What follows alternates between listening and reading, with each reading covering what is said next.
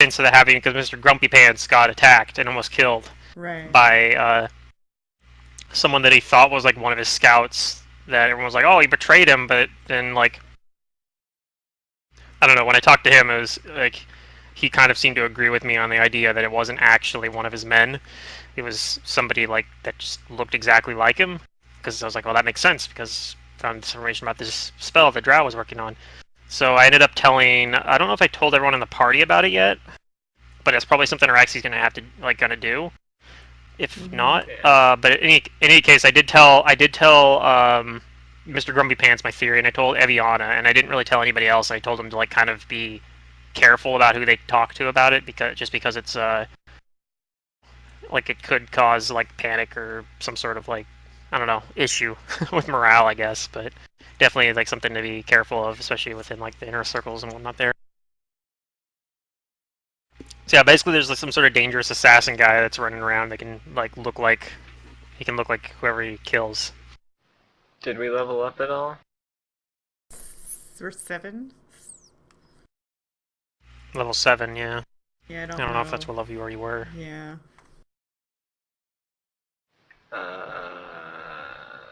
We're at. Yes, I'm level 7.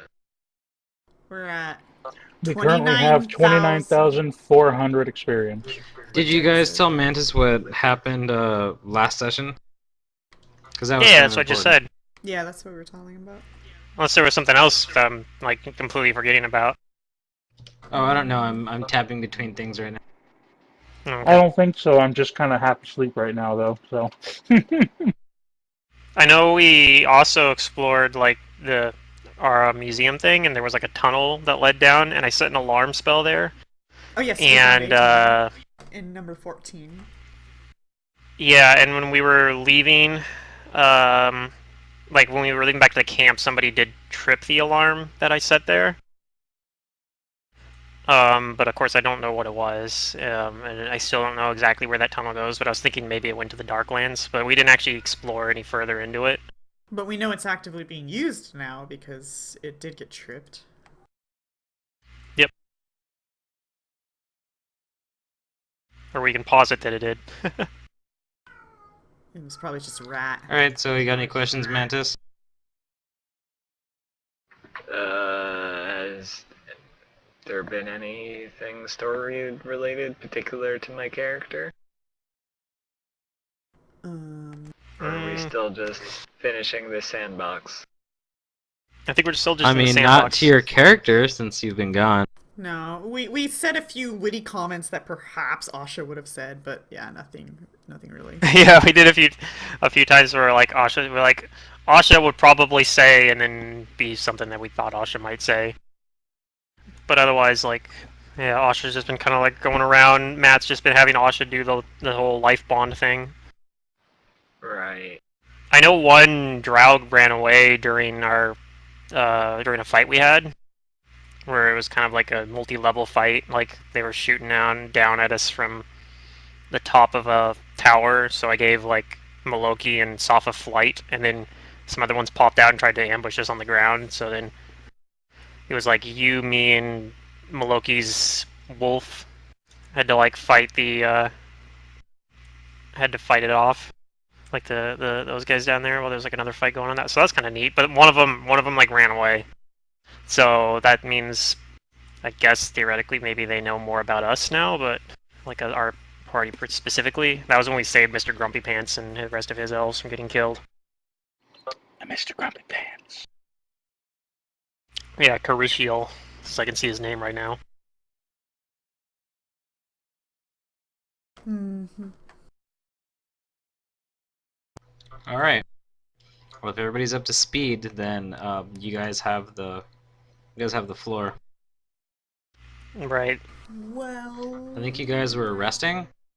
yeah. Well, yeah, because we came back here kind of like towards the like back end of the day a little bit, maybe, I think, like at least in the afternoon, and Yeah. I think I spent like the rest of the day like reading through the like notes and whatnot. Oh, and I never got the spell list. I never got the spell list for what she had in her spell book. The Okay. necromancer.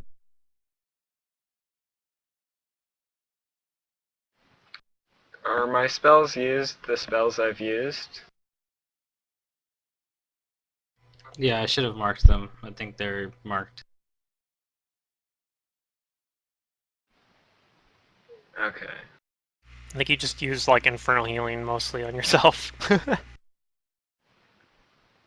think you did bless one time though. I don't really see that many spells used, so.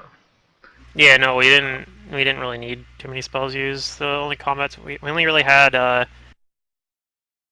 we only really had the 2 combats, which were with the one with the against the necromancer, which we took out There you really go. easily, and then the other one. Okay, cool. I'm gonna add that as a separate spell book, and then Oh, you guys killed the necromancer? yes, and yeah, at some point during like the evening or like the next, we killed a necromancer. Yeah, I don't know if it was the necromancer that was making all the undead that they were talking about though, because she's at least according to her lackey or whatever, like she wasn't actually working with the same house that's doing like I don't know, running everything here, I guess. Right. I still call bull.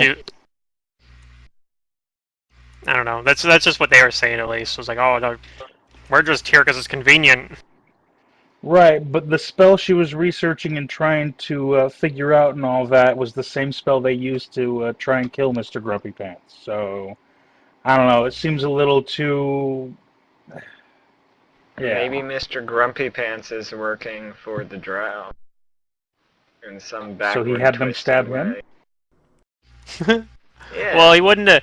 I didn't let on that I knew about this spell before he told me basically like this whole thing about like I don't think it was actually one of my men and all that stuff. Like I was pretty careful about that. So the fact that he brought that up on his own, like that wouldn't make any sense for a like if he was already replaced by an assassin, that wouldn't make a whole lot of sense. I don't think. I could be wrong, but it doesn't. That wouldn't make a whole lot of sense to me. Who says he's replaced by an assassin? Maybe he's just working with them somehow. I don't know. His injuries are pretty severe. It seems unlikely. Or maybe he's working with some other drow household. I'm just gonna copy paste this spell list into a notepad file for now.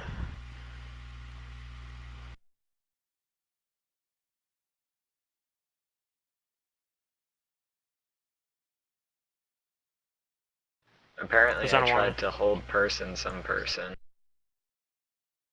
Oh yeah, you did do that, and you said something like halt in the name of Asha de Druge or something like that. We're like, that sounds like something that Asha might say. Yeah. Oh cool, I'm gonna teleport from this book. I'm gonna have to get it myself eventually. Once I'm kind of level for it, which is a ways off, because I can only do level 3 spells right now. It's what? 3 levels off or something? At least. 4 levels I think I get off? level 4. It's 3 or 4 levels off. I can't remember exactly. I think 5th level is level 10 for me. I think it's 3 levels off. I think it's level 10. Yeah. I'm pretty sure it's level 10 actually, because it's the same progression as an Oracle. And I just looked at Oracle progression yesterday for reasons. Oh no, reasons are coming in. What will we do? Yeah. I can't really tell you the exact reasons, but you know. When I was leveling up my character, I decided to switch out color spray for silent image because I thought that would be a more useful spell at later levels. Yeah, possibly. I mean, probably. Color spray, at least, unlike like sleep, for example, at least has some utility though. Like even against really strong things, because you can still do like the 1 round. Stun. It's just I don't think I want to get that close to things anymore. Yeah, that's fair enough. I didn't get to use my new spell either during this last day that I was kind of excited about. I can just silent spell my silent image and be like, wall of stone! I was trying to convince people to, I was going to use Storm Step on, you know, go through somebody with it, and then then have everybody else like ready in action to hit it at the same time as I do with Storm Step. Yeah. I'm pretty sure this tactic would revolutionize Galarian. Revolutionize warfare in Ride Galarian. lightning spikes. Yeah, that's what I was going for.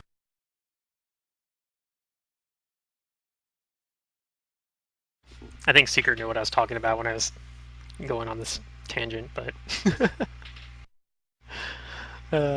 anyway.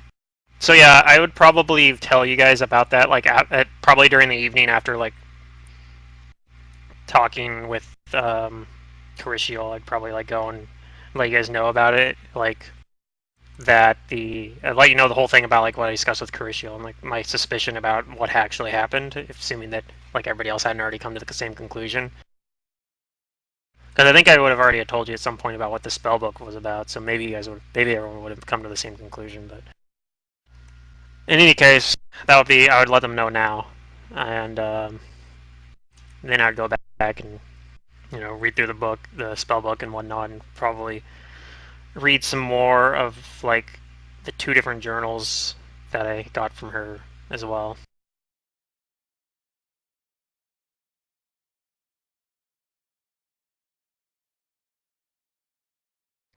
Okay. What else do you guys do?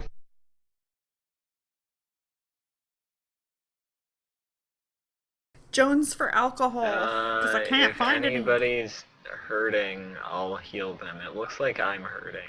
Am I hurting? I think so. Yeah, probably. A little bit. Maloki. You absorbed a lot of damage from Maloki. Yeah. Yeah.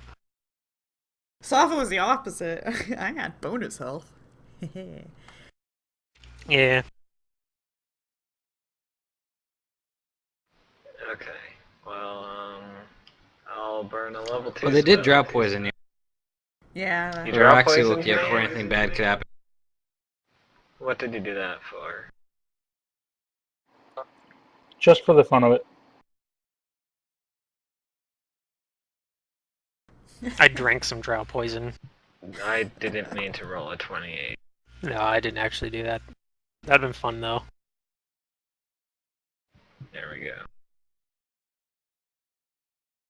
Oh, I'm pretty sure this is a cure light wounds. Gunk, gunk, gunk. No?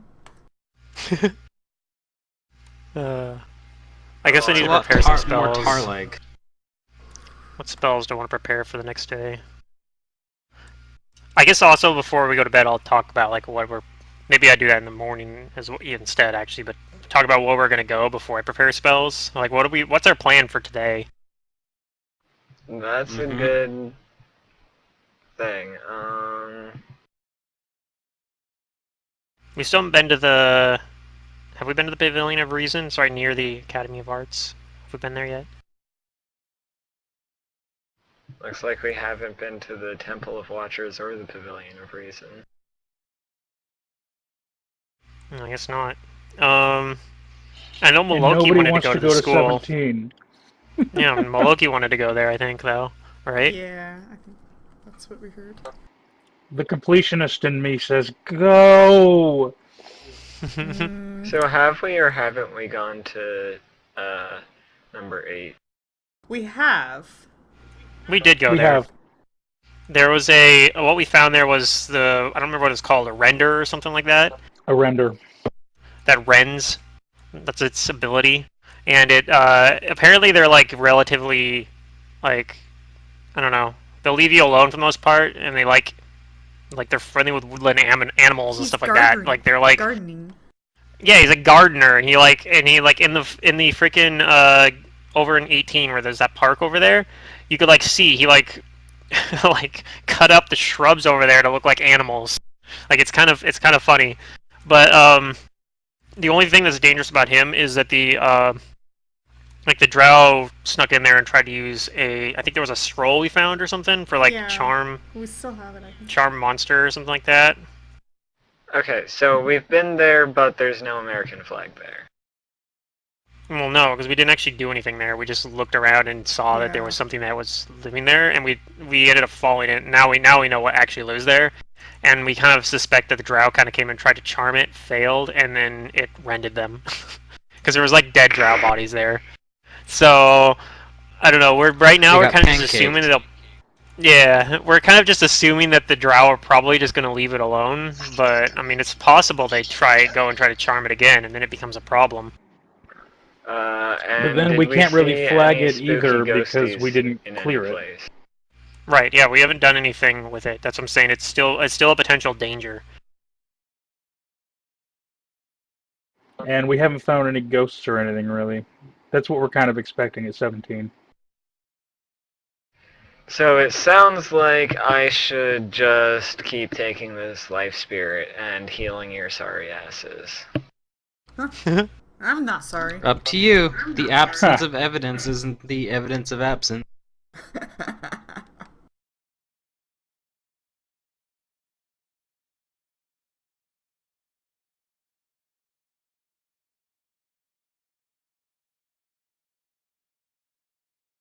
Do I still want to take alarm? I don't think I want to take alarm again.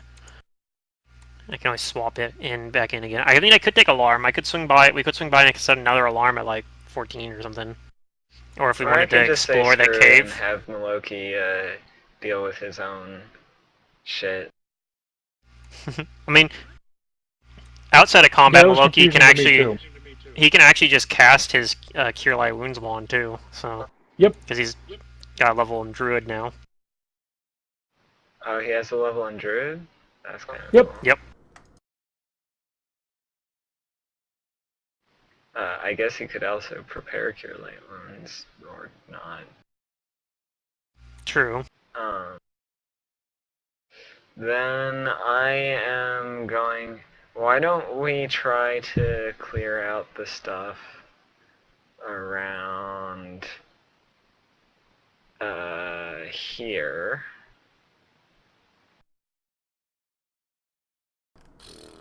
Where So there was... 17, where we heard the ghost. Yeah, we've been to And 16. I will prepare to fight ghosts. Technically. Why don't we have a flag on 16? Well, we didn't actually resolve anything in 16. We just poked around there, and we're we like, didn't find anything, though. I think there's, yeah, because probably we didn't have, ways to look into the ethereal plane or something, or wherever it is, or the shadow plane, or whichever plane it is. Oh, well, I mean, I guess, yeah. See, Araxi saw something, but that was about it.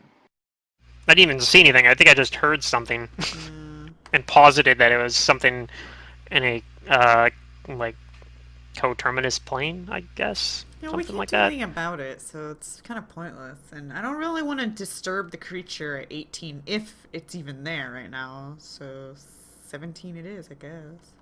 Or we can go to the garden now that Okay, Mantis is here.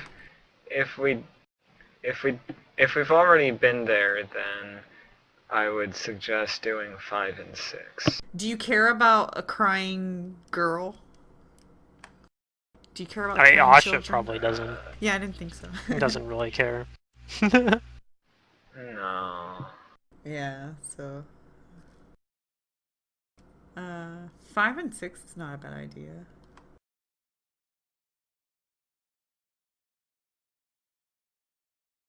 I think I'm going to cast Rite of Centered Mind at the start of the day.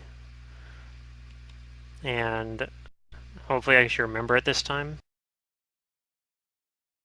Yeah. So, cast Rite of Centered Mind at the start of the day. And then use an Arcane Pool point to swap it out for a different spell. So let's go to my thing here and... Wait, where's the... There it is.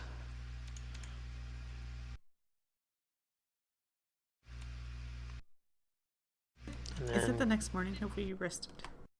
Tick off. Yeah, I think it's the next morning. That's... So I'd heal the rest of my health as well, because I only had like 2 damage on me, I think. Yeah, I had 2 damage on me.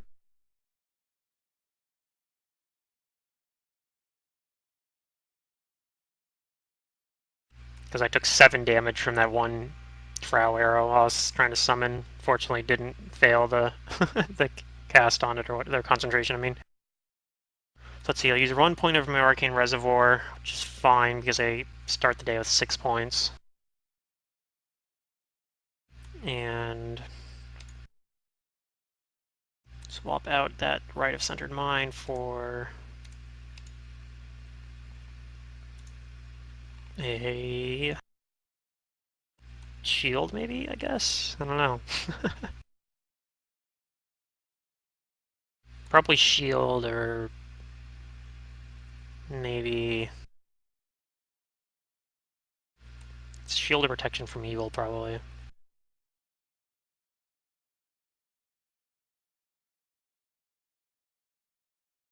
I think I'll just do shield. Shield was really useful last time I had to cast it against the, like, countering magic missiles really strong. Right? It was perfect.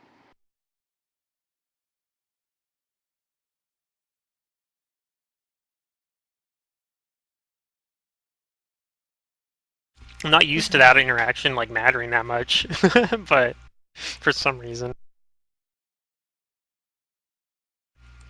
Well, I mean, this is a heavy magic focused like AP in my opinion. Right. And I think a lot of Because it's your main enemies are like very good casters. And I think the other reason why I don't see the interactions as much because when I play, I usually don't play wizards that utilize magic, like, or lean heavily on magic missile, I guess. Although that is my best source of doing damage, as a splasher side, of course. But my wand of magic missile, though, I don't actually hard cast magic missile like ever because I don't even know if I have magic missile in my spellbook. It's the only way Amber does damage. Alright, so yeah, I guess we're going to like 5 or 6 then. Which one? Let's just do 5 and 6. What do we actually know about 5 and 6? I go ask one of the scouts. What do you guys know about these the temple and the pavilion north of the academy? They say that the Temple of the Watchers, a long time ago, back before Earthfall, was a site for multiple elven deities. But what is it? What does it look like nowadays? Is there any sign of activity there, or is it generally avoided? Your scouts tell you that it's ruins. Okay. That the What main about the hall is pavilion? rubble. The pavilion is largely intact, mainly because there wasn't a whole lot of structure there. It consists of a raised dais with a couple of pillars that have fallen since then, but the rest of it is just open, like stone seating. Okay. They say, though, that some of the magic still lingers there, and if you go anywhere near the dais, it gets much harder to hear. Interesting. Much harder to hear, like, stuff outside of it, or just harder to hear in general? Okay. Because the pavilion was designed for, it was an outside auditorium. The person inside the dais gets,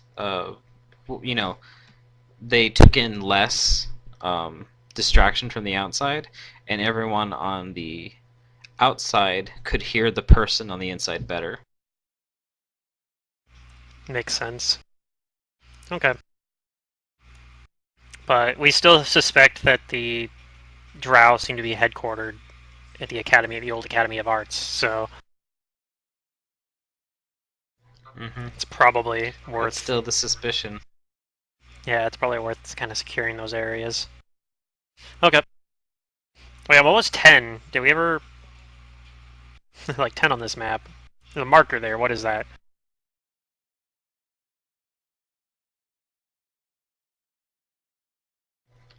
One of Eviana's advisors would tell you that that is the Vista of Visions. Okay. They don't know much about that, I'm guessing, though? They know some stuff. I'm assuming it's like a high point?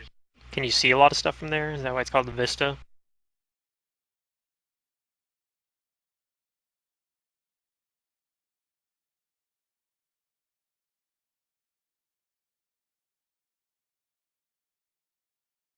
Well, it's mainly a walkway. Oh, okay. It's a long avenue, and it slopes up from the south, and then it reaches an apex towards the east. Okay. There's a lot of statues there, ruined statues. Oh yeah, huh. Okay then.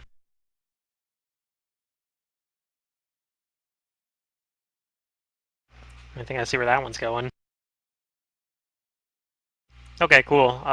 So yeah, I'm cool with going to checking out 5 and 6 then.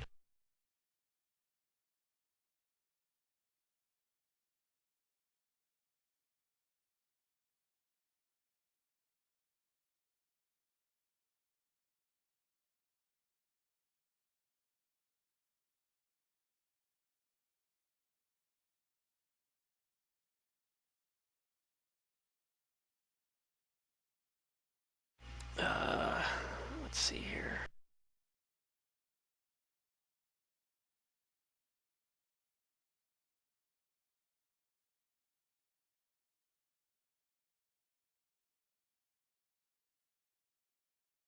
Okay. Which of the two do you want to go to first? I guess we'll check out the 5 or 6. Which sounds more? I guess the ruins. It's probably. It's on the way, I guess. Like, we can stop at 5 and then go to 6 after that. My OCD's screaming 5. My OCD's been screaming 3 forever, but you guys don't want to do that, so. I don't think there's anything at 3. Water monsters, right. Of course. God. So you should be an expert at that, Araxi. Yeah. They're probably nasty freshwater monsters, though.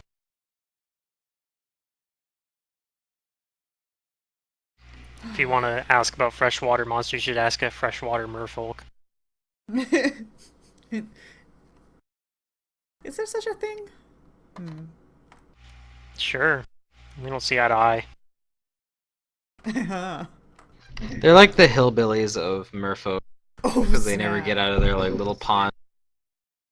Yeah. And they tend to have very, I don't know. What's the word I'm looking for? Like, they tend to be very, like, well, they commingle too much with the surface races. They tend to be closer to them.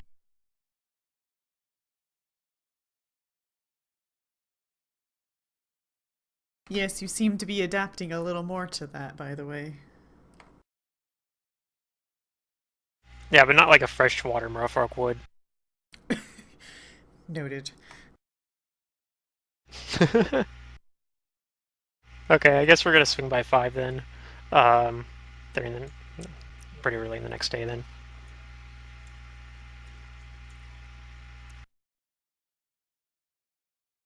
I'll do the mage armor before I leave as well. That's it lasts like 7 hours. Alright. I think I can let me check. How does this work? Please.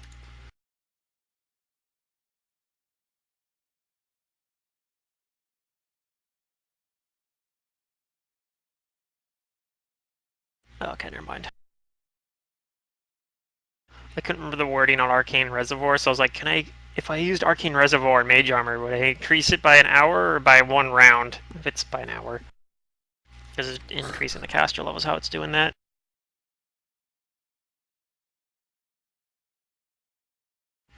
Right, I need to roll perception as well.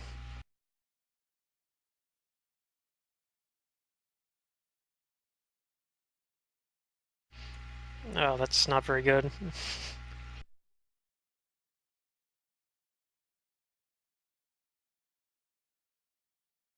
Actually, Araxi's perception's not very good in general.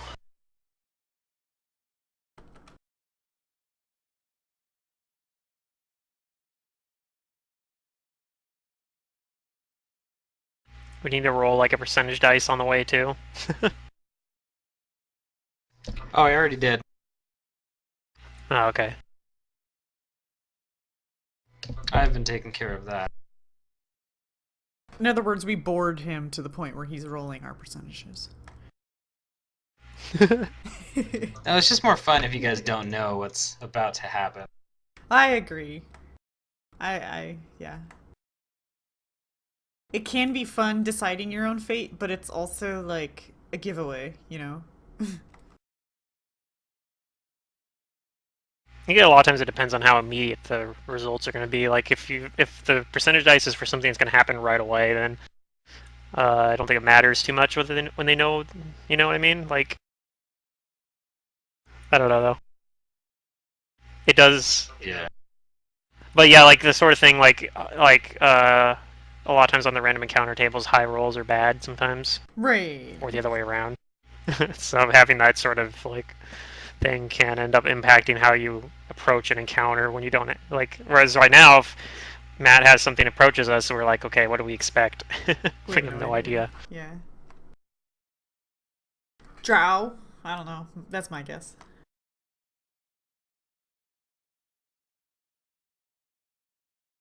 It's probably some sort of elf. Oh, Mr. Grumpy Pants getting in trouble again. Surprise, surprise. I don't think it's going to be Mr. Grumpy Pants. I don't think he's leaving his tent for a little while. We find him like... Well, he actually refuses to stay in his tent. Oh, see? So maybe he does go out. But he doesn't want to leave the camp. That's true. He wants to stay because he's like, I need to protect Eviana from that assassin that almost killed me. Or something. Right. I think I remember him saying something along those lines when I talked to him. Yeah. So does something happen on the way to the Temple of Watchers, or do we just get to the ruins there? Oh yeah, something happened. Okay. You're just setting it up, I'm guessing, then. Yeah.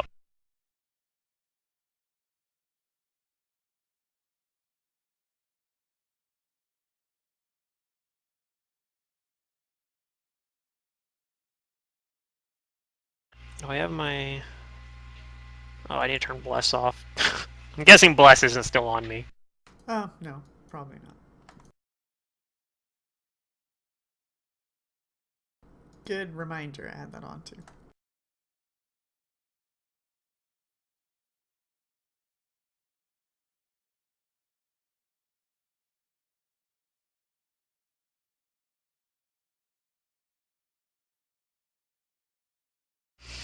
Caffeine. Oh, man. What'd he do? Oh, he was messaging, asking how much IP I had, and then he's like, did you know you can gift the new champions with IP? I go, very funny, Caffeine. I see what you're doing here.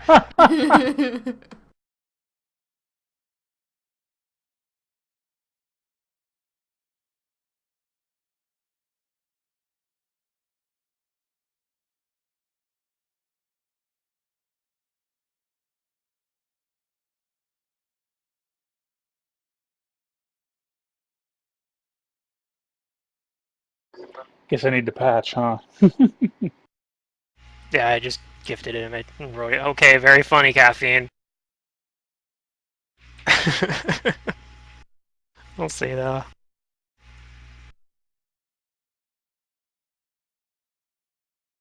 I have like 44,000. Well, now I only have 38,000 because I just gifted Caffeine one of the new champs. Oh, jeez, that's a lot. Well, I have all the champs I actually play. So, Pluto, how much IP do you have? You know you can gift the new champions with it's IP. not. It's not gonna work a second time. It's only gonna work once. Caffeine was quick on the draw on it, so he's the one that gets gifted it. It's all fun and games until someone fails a saving throw. How do I... Oh, here's overnight rest. Yes. There we go. Okay. Well... darn.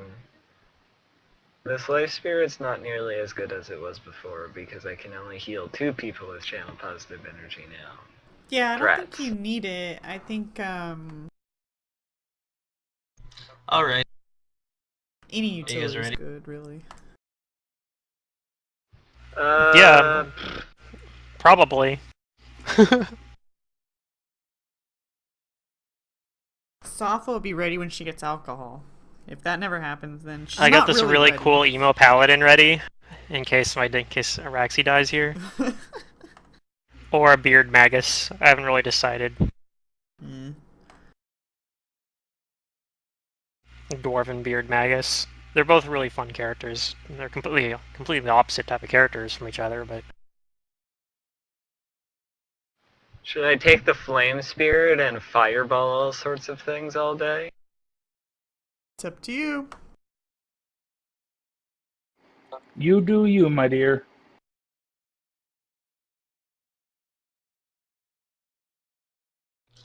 Alright, so you guys entered Chilwynvian, and you guys are walking the streets going towards 5 and or 6.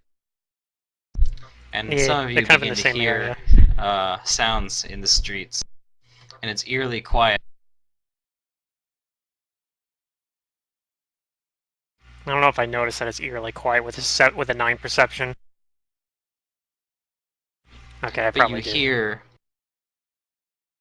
hear sounds like something is approaching, and as you listen harder, it sounds like a shuffling mass,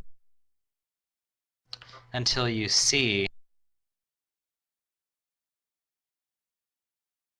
from many angles the decaying flesh scraping off of bone, and horrible moans and groans as they lurch forward with ill intent.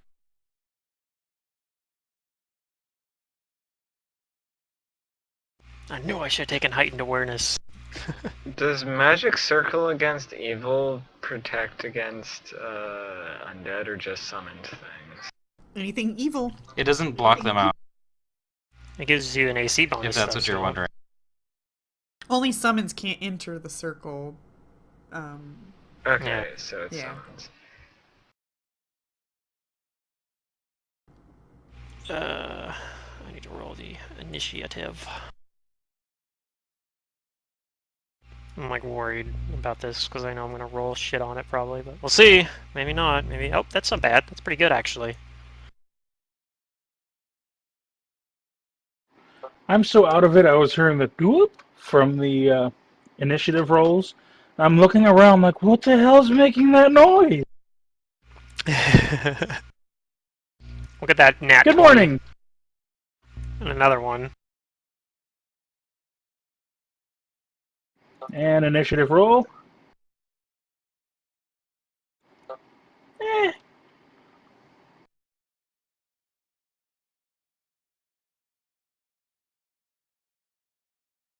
Turtle.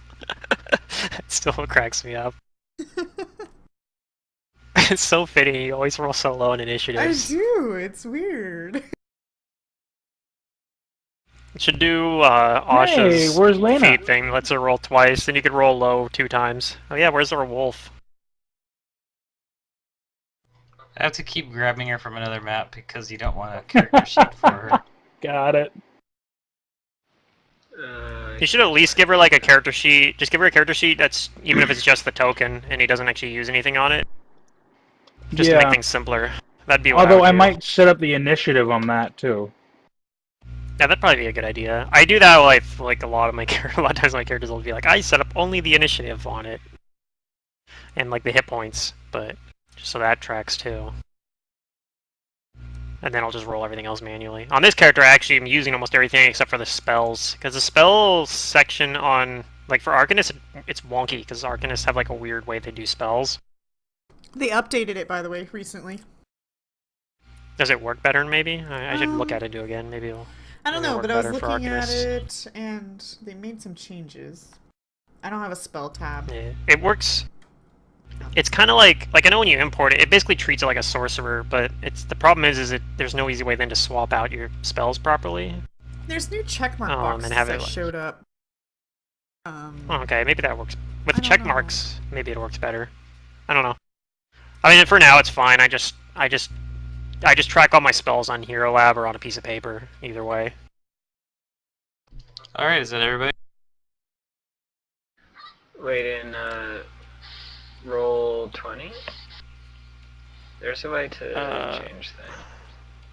If you do, everyone but except for so the one wolf, of the I think? things you could do is you could do casting type spontaneous and then total spells manually. And then for in your spell list, you can just have the used thing for which ones are prepared, and then use the number of spells used per day in the spells used. Okay. Maybe I'll look into that again. Might be worth trying out. Lena's initiative is 8. Right, I'm just saying it's not on the turn tracker, though. I know, I just rolled it. So I was letting him know. Okay. 8.02. So second to last in the turn tracker. You want a different initiative for your pet? Alright. Most of the times, your pet goes on your turn so that you guys can do things together. I think that's technically a house rule, but that's how we usually do it. See, but I've been rolling it the whole time. They just keep ending up about the same. Yeah. Well, I've only had her for, what, 2 sessions? I don't know. In my games, I let the player choose whether or not to take the pet or their initiative. That way the pet's initiative isn't, like, wasted, basically. Yeah. We started doing that because of Matt's character, actually, because the hunter has a lot of teamwork feats, and it made more sense for them to go at the same time to make those teamwork feats happen. And, yeah. Yeah. Right. I think by raw, the way you want to do that is you just want to, whichever one rolls higher has delays their initiative match with the person that rolled lower. Oh, yeah, you could. But, yeah. I go first, don't I? Okay. What do I want to do here? Do I have any sort of AoE spells? Things? Not really. I don't know if I really want to, like, these are just zombies, right? Like, I probably don't want a whole lot I want to do with these. I could crowd control some of them.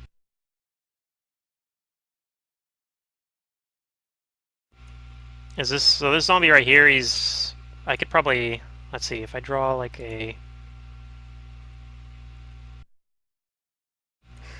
not really, they're too spread out, I can't really hit out, like, multiples with one grease spell. And that's kind of the one I took. I can hit him with glitter dust. I'll hit the 4 zombies up to the north of us. So I'm gonna move back a little bit. And I'm gonna hit these zombies up here with glitter dust, these 4 zombies. And I'll use I don't know, actually I don't think I'm gonna boost it. I'm just gonna hit him with glitter dust as is. DC 17. DC 17 will save.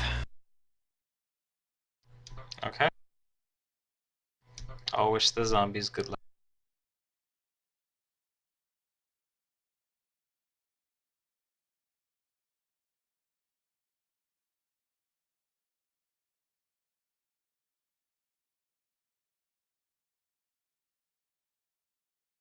It looks like 2 of them are blinded.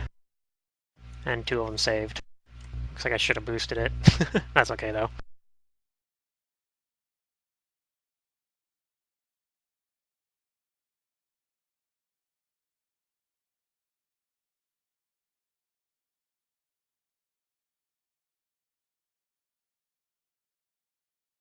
Anyway, that'll be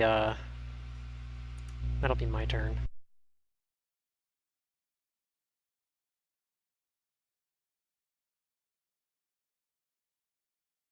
Okay.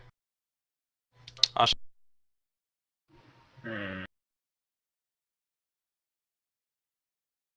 Yeah, range is 100 feet, so definitely hit all those.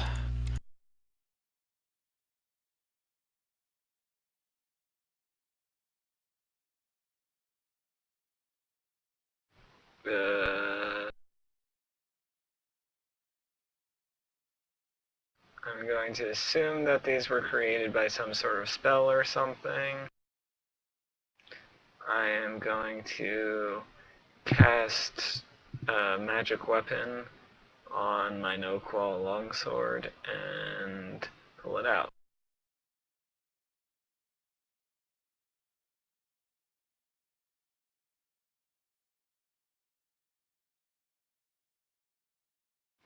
And I'll stay here.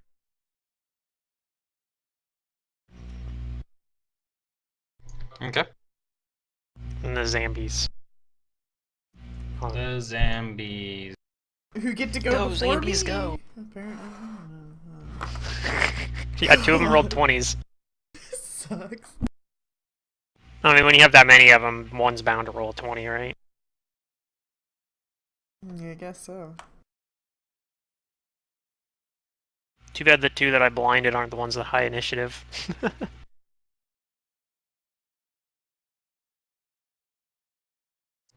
This zombie is going to move up to his speed.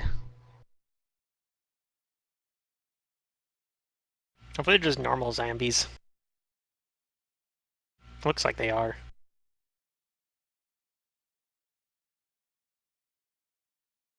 Because they are fast zombies, they'd already be attacking you. Right.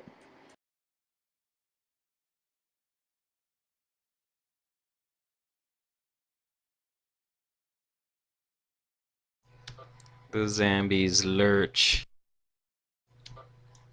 moaning and groaning, as if they Well, were if it in hurts that much, don't pain. move. Loki.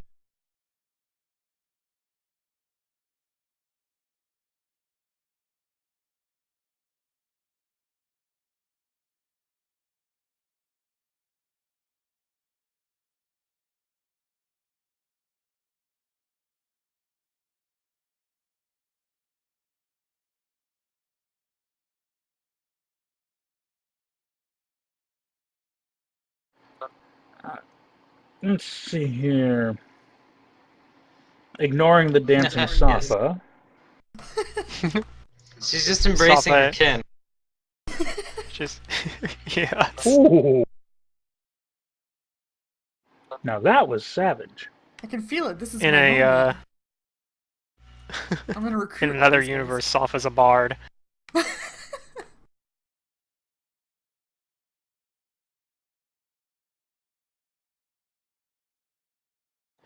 What if you could make like a, like, I don't think like the like anime dead and necromancy type stuff's really under the bard spell list normally, but I don't know. I wonder if you could like, I don't know, maybe there's an archetype that lets you do it. Like be some sort of like bard with a bunch of undead, and then you could just be like, yeah, I do thriller like for every single combat. That'd get old though. I don't know. It would be pretty fun for like, it could be really fun for an NPC though, or like a character to play in like a shorter module, game. Yeah. Yeah, for like a module. Okay, so gotta punch this guy. I'm gonna punch him really hard.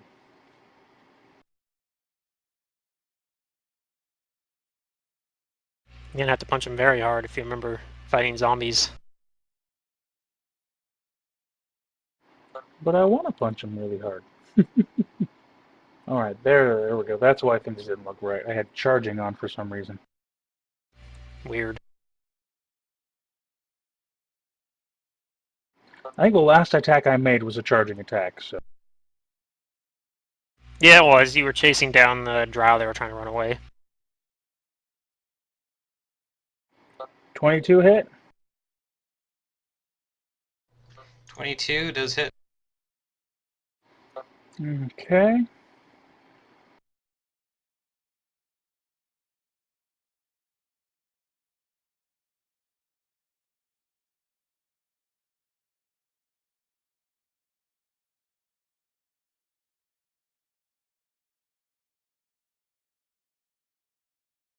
$12 damage.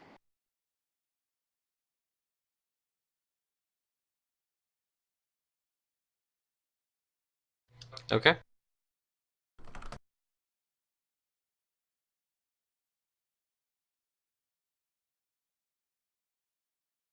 Your sword cuts right through some zombie flesh. No, I punched. Oh, you punch it? Okay, you punch, yeah. And it's pretty saggy. Like it looks like it takes the full damage. Oh, okay. I was thinking it would have like DR versus that. I guess that's only piercing, maybe. Isn't that slashing?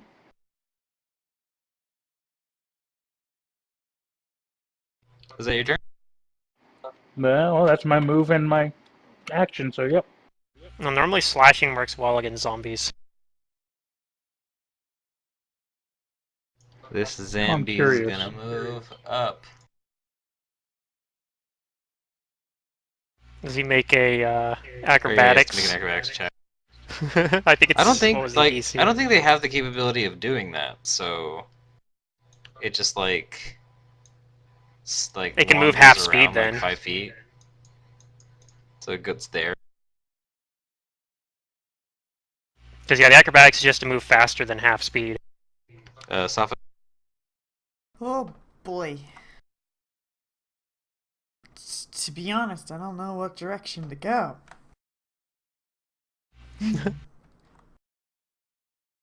Okay.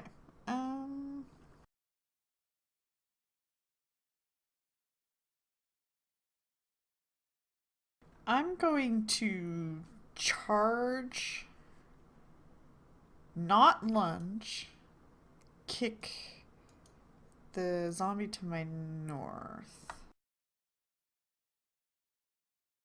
Is that what I'm going to do? Or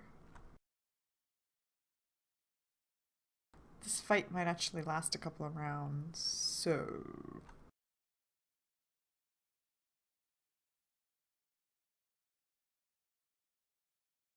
swift action. Okay, yeah. I'm going to swift activate a martial flexibility to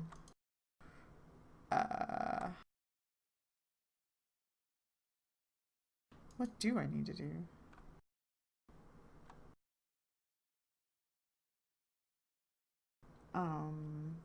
They're like, well, no, they're not gonna walk past me. No.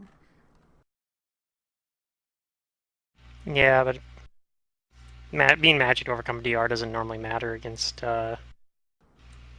like physical damage resistance types, if that makes sense. Yeah, I'm just trying to find No, you have one that you can do that changes your unarmed to slashing damage. Blunt's well, maybe everyone else is getting surrounded. I can just teleport away from here. Blunt is what you want against these. Is it what you want against zombies? I don't remember. Yeah. Could be right. Wait. I know slashing works as well. Wait, okay, just not piercing was all. Then that's what I need to do. To turn it into... It's blunt versus skeletons and slashing versus zombies. There we go, okay. Let's see. Boar style or tiger style? Let me check.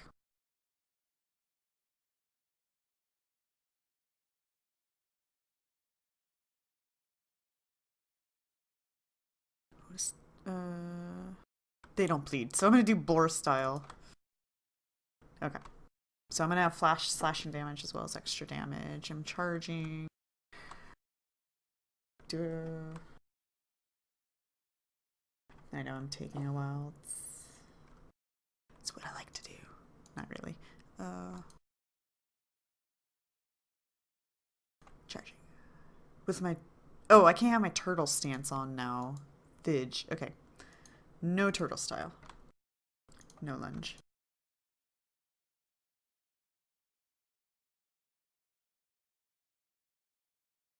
So I'm at a 12 then. Okay.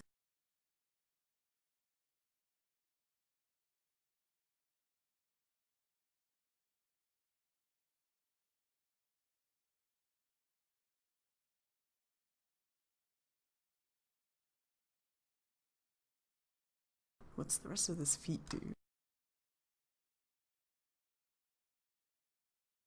Do I hit? An 18? Yeah, which one are you going for?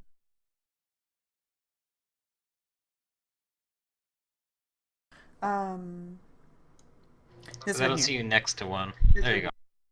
And then, as long as it has flesh, and if I hit, I tear its flesh with my boar style for an additional 5 damage. It technically does have flesh. Alright. And is that precision damage, though? No, this is slashing. Oh no, that's not precision. None of it. Okay. So yeah, that should work. It just says extra points of damage. It doesn't actually have a type. If things get bad enough, I'll just ride the lightning out of here. This one... Actually, that's pretty short range, so it probably won't work. lurches forward. Actually, this one can attack you.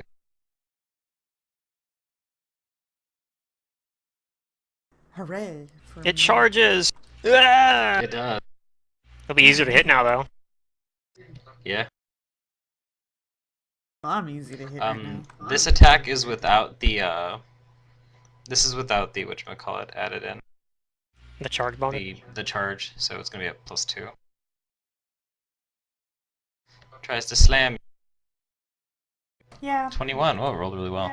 Yeah, he gets me. It slams you for 9. Ow! I didn't see that coming. Don't worry. I got my eye on you. Wait, what is my current health? Not. Okay.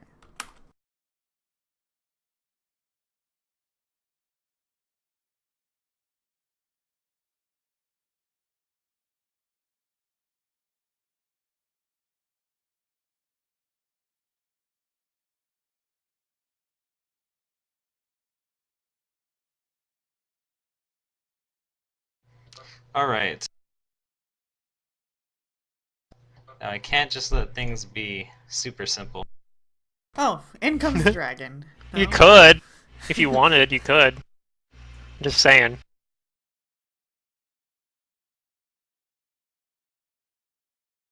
This is a pain to draw, though, and it's not working how I wanted it to. So I'll just have to do it like this. To draw? What? Is there some effect happening? An environmental effect? It's not the cloud, because we stopped that. So we have that going for us. If we'd managed to, like, just blow up the factory. Oh. Oh, okay. A thing. That'd be a box. Well, Mantis drew that. Or did you change it to blue-red? Just to trick us into thinking Mantis drew it. I didn't draw it. Mantis, you're guilty. You guys hear a cackle. Oh. Like, I blame. And then Max. this area explodes in fire. And I need everyone in there to give me a reflex save. Yeah, well, at least the zombie has to try. A square explosion? Well, it's supposed to be more of a radius, but everyone's within the 20-foot radius. Huh. yeah. If you were on the... well... yeah, whatever. I won't question it. It's in the radius. I'm fine. I'm cool with that. Where is the reflex button? This is one feature I wish that Roll20 had that Fantasy Grounds have, is making the whatchamacallit, the pointers. I'm guessing I failed that save.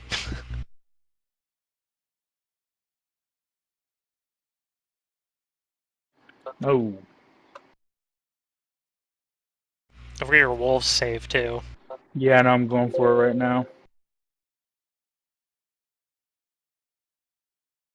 Where is this? I know you can draw circles with like Alt. Oh, wow.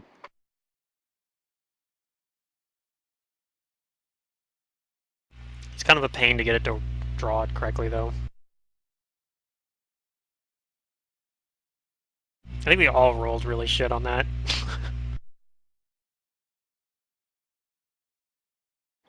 Except for Safa. Yes, 18 is pretty good, probably. Might not be high enough, but it's decent. There's your circle. That's more their save, or bonus, I mean. There you go, thank you.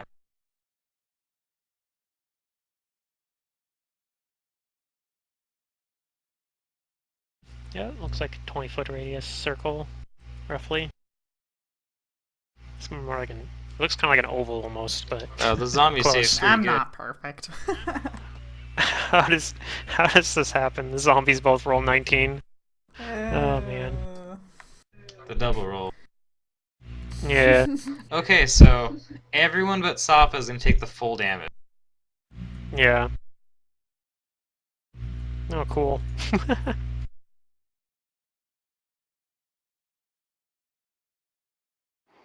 I'm afraid to look. Oh, damn. I'm only below half health. No big deal.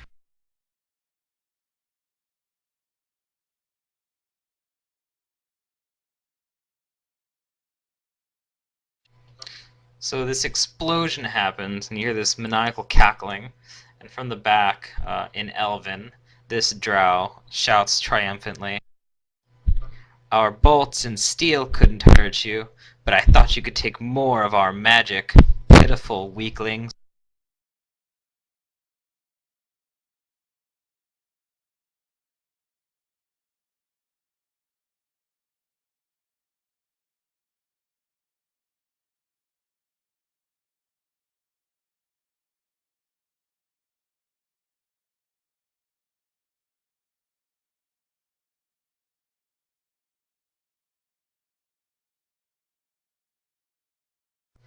Alright, this Zambo moves up.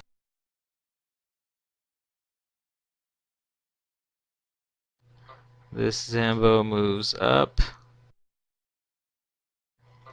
This one moves up at half speed. Oh, Lana is really close to death. -8. Do a Constitution roll for me, because she needs to stabilize. Yep. Okay. Well, her Constitution is 15. So... Yeah, but she needs to hit an 18 to stabilize, because she's at -8. Oh, there she does. Stabilized. She's not dying anymore. Well, Lana's she's not a bleeding trooper. out. You have to act fast.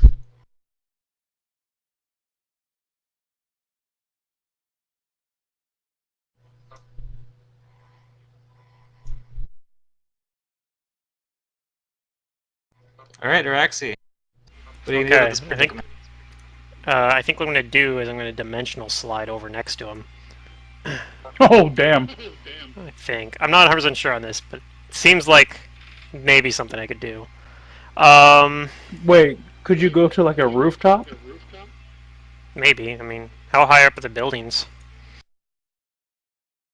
Are there roofs on this building? 10 to 15 feet. Some of them have roofs, but they don't look too safe. Too stable. I could maybe do it. I don't know. But yeah, I don't know if it's the smart thing to do. I don't know if teleporting next to him is a smart thing to do either, but I mean, you know, that doesn't mean it's going to stop me.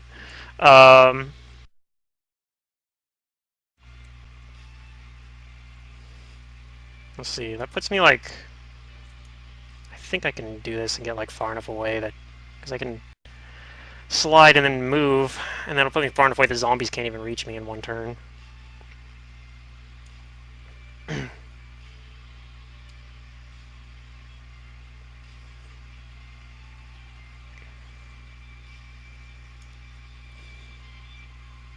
Yeah, I think I'm going to do that. I'm going to dimensional slide up to here, or like up to here and then move 10 feet. So that'll put me like north of him a little bit. So Raxi just pops through a portal all the way over here. What? Alright. You heal. Is that your whole turn?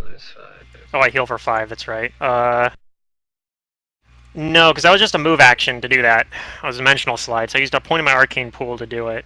The question is, do I want to just cast a spell on him right now, or do I want to do like a ready to action and hit him with a spell on his turn to like force a concentration check if he wants to cast? And I think I'm going to go with that. I'm going to ready an action to cast a spell at him if he tries, like on his turn, basically. Okay. Awesome.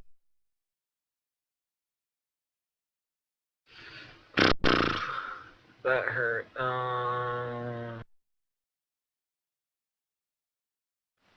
Let's see. I am going to heal myself.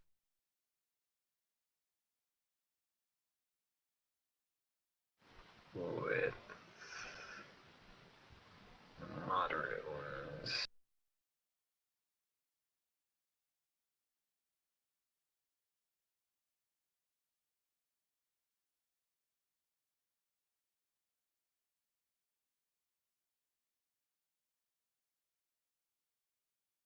Season. And I'm going to tactically retreat from some of these zombies. Maybe back here. How far away am I from Araxi now? He might not be in my life link zone.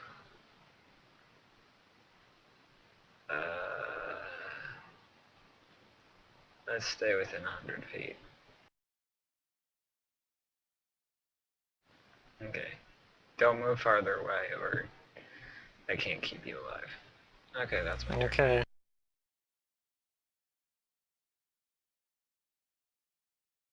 This zombie is going to attack Safa. Okay. It wants to, let's see. It wants to bite you.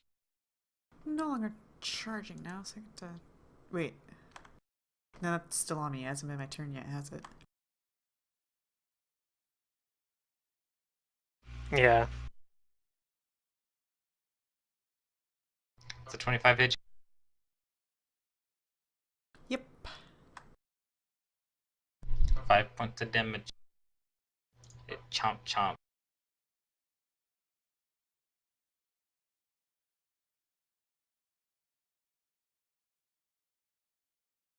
This one moves over here and that's all it can do.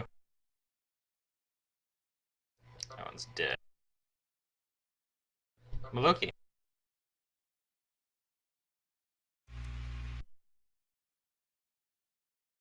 Loki's got to defend his wolf, right?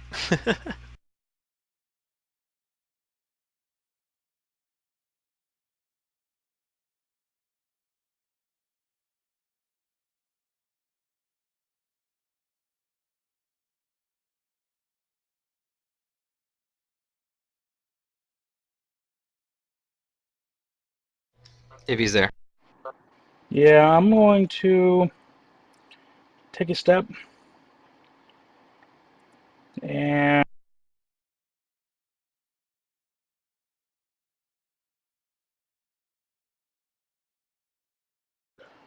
I'm gonna cast Cure Light Wounds on poor Lena. Okay.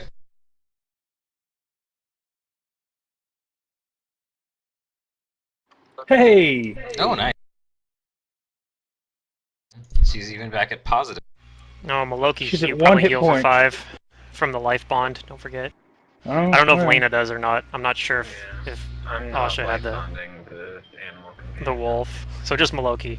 But Well, then I'm glad I helped Sorry, Lena. but the animal companion is not useful compared to the rest of the party. Well, then sounds I'm like gonna rouse her and tell her to get out of danger. Yep, she feels like she does want to retreat from this. These undead are scary enough as it is. Yeah.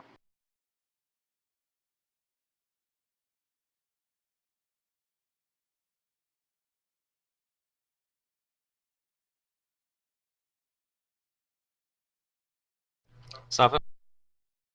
Oh boy. It's a party. It is. I'm okay with that. I wish you had Great Cleave right now. Well, this is a time I can just activate Cleave. That's true. Yeah, it's you only a can move action to do ability. it. Yeah. Probably do Great Cleave. I don't have Cleave, so... And I already have a... Well, I could switch, technically, but I kind of like the boar style for that extra damage. Swift action, activate... Wait, I don't even have power attack, do I? I can't even cleave. Aww. Wow, wow. Oh well. What other weird things can I do to adjacent? You still get 2 attacks, or 3 if you flurry, right? So. That's true.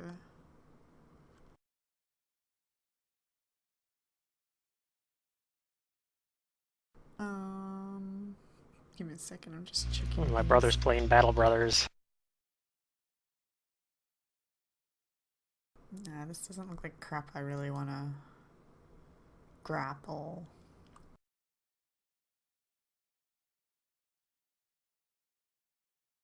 It's a game I should have installed on my tablet. It probably would have ran it when I was in Seattle. Okie dokie. Yeah, I'm gonna flurry. Let me check my stuff. And I'm not sending all the attacks to one target. I'm just gonna kind of go onto the orange one first. And then if I knock him down, I'll start working on the green one. Okay. Is this my current numbers? Hold on.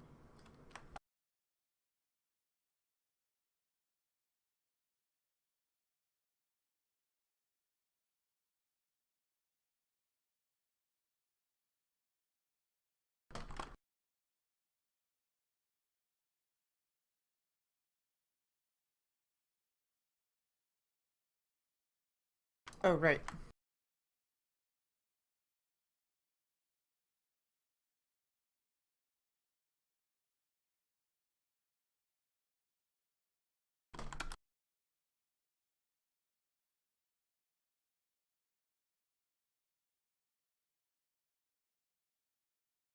Hold on, I have to turn the charge off because I don't think these numbers are right. There we go. No longer charging.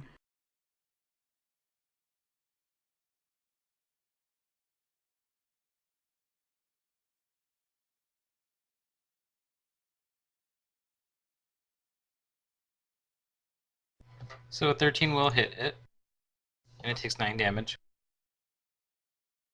Is that enough to take it out? If it's just 9 damage on that first hit, then it's still up. Okay. Darn. That means the second attack gonna have to hit it too then. The second attack will crit it.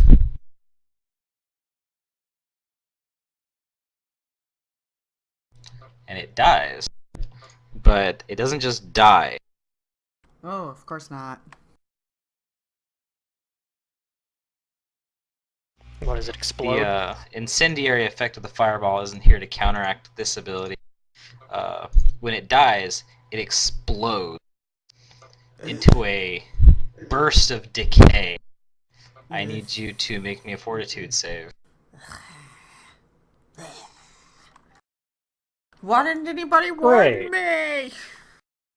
Knowledge bots, where are you? I don't think we knew. I guess knowledge religion. Okay. I'm fine. The 7 is not Death and enough decay, to I hit live the in other that. zombies, though. So you don't hit another one then. Oh, yeah, 7 would miss. Is that the end of your turn? Well, there's an additional 8 damage to the guy I crit, I guess. No, not even 8. It's per attack, so that's like 16. So I guess I obliterated him. But I punched. Surprised it. Oh. That's on every attack? Yeah. you have to roll it separately? You though, can get or... that to get that to work on every attack if you put it in iterative damage, or not iterative damage, non-crit damage. Right, it doesn't apply to crit, but I'll figure out how to edit it in here. That's why it's non-crit damage. So that way it'll it apply rolls to it everything, separately but it won't for each multiply. attack. Yeah, I'll figure out how to make that happen. Well, I mean, if that was the case, then the next one should have taken damage, because the 9 plus the 8 would have been enough to down it. Oh, okay. Yeah, sorry, I forgot that it's down at the bottom. Which was the other one you were going to hit? The one with the green was what she said. She's going to go for the ones that were most damaged. Okay. Well, then in that case, this one also goes down, and it also explodes. Of course. So I need another fortitude save. I'm okay. Yep. You look alright.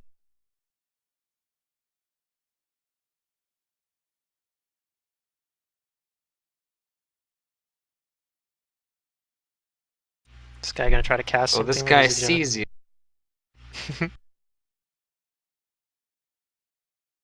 And he is going to cast a spell. Okay, so that's going to trigger my ready to action. I will do a spellcraft to see if I know what he's trying to cast as well, though. But regardless, I'm going to hit him with my prepared action, which is to hit him with a ice spears. Spellcraft. What is he trying to cast? I can't see him to spellcraft. You know that he's casting Ghoul Touch. Okay, well I'm going to make him hopefully not cast Ghoul Touch. So I hit him with a ice spears. So he makes a reflex save. I'm going to boost it as well. I can't do it as immediate action, I guess. Technically, it's not my initiative now. So yeah, I just hit him with the ice spears. It's a reflex save. Yeah, DC 18. Okay, cool. So he takes full damage from it. I'm just gonna roll it as one. Well, I'll roll as two separate things, I guess. Because one of those is the second half is ice damage, the first half is piercing damage, if it matters. I don't think it does in this case. I'm not hitting the zombies with it. And then you'll have to make a concentration check with like the spell level and the damage DC 24. Well, DC 24 plus his thing. It's gonna be a DC 26, I think.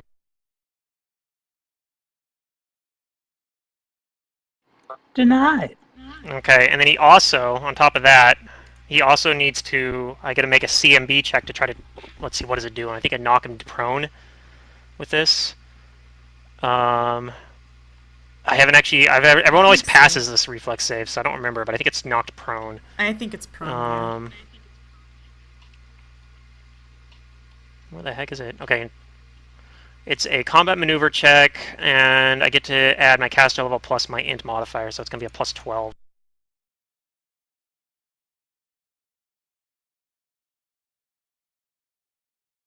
So that probably doesn't do it. If it beats a CMD, he's tripped. If it doesn't, then he's not tripped.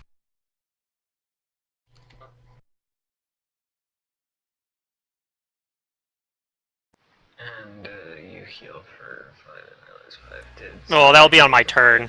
I already had my turn. It just changing my initiative. Never mind. So did 16 actually beat his CMD then? It did. You hit it right on the dot. Cool. So he's prone now, and his spell failed. And he took a considerable amount of damage. It looks like. You should have a witty comment. Like, ice to meet you? I don't know. He says something like meddling mermaid as he prepares to touch you in a bad way. Oh no. Bad touch, bad touch! Yeah, then he fails to cast his spell and gets knocked on his ass. Going to charge Maloki. Bring it This is on. without adding the charge. Tries to slam you. Brick! It misses. This one is going to charge Saw.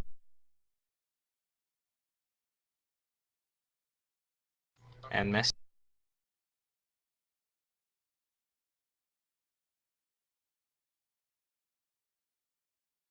What was the DC of the glitter dust?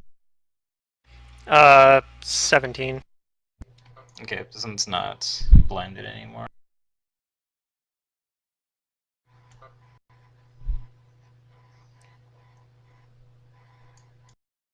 Nope, everyone's down there anyway. It's Lana's turn.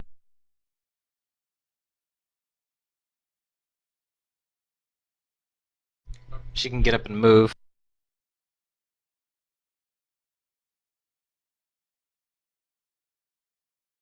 Yep, I agree with that.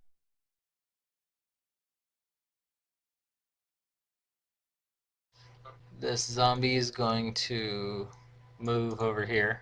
That's all it can do. And this zombie is going to, let's see. Closest person would be Safa. Oh man. Safa Alright, just Asha. fighting off the horde of zombies. I got this. I believe in you. I think you can take these zombies.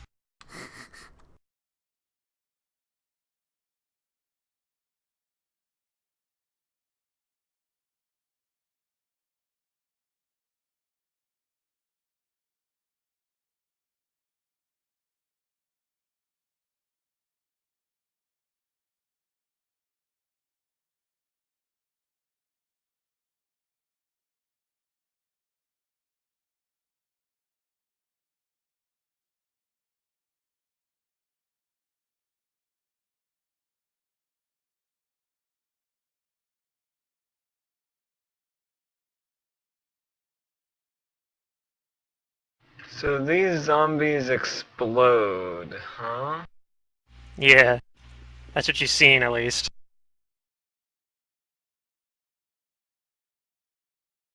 I'd help you deal with them, but I'm busy. I'm busy with my wizard duel. Hmm.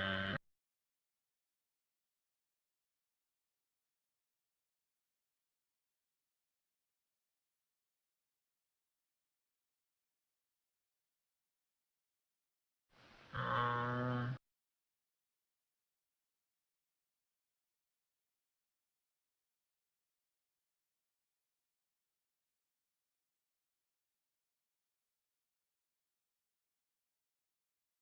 what's the range on this? Medium.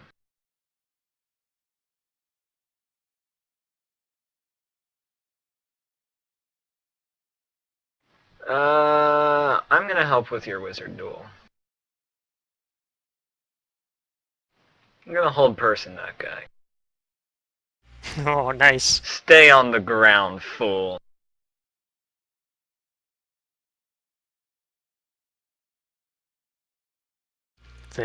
Was it reflex or fortitude or will save? I don't remember. It's a will save. DC 16. That's unfortunate. It's probably his good save. Probably. But if it fails, he probably is toast. Yeah. Darn. I probably also had to do some sort of spell penetration thing. Spell resistance, yes. But I think I'll probably overcome it since. Yeah. Fortunately for me, Ice Spears does not have spell resistance because it's conjuration. Although my other conjuration spell that does damage, Storm Step, does. Yeah, I'm pretty sure I overcome that. You do overcome it, but he seems to save against it. Yeah. Unfortunate. And I'm gonna stay away from these zombies explosions. Stay over here. That's my turn.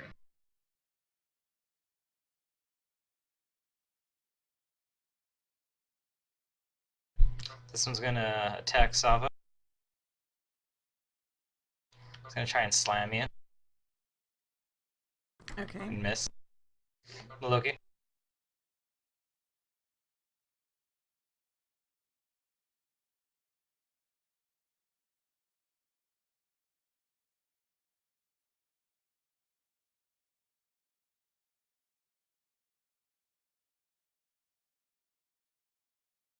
Derek, I can't hear you, by the way.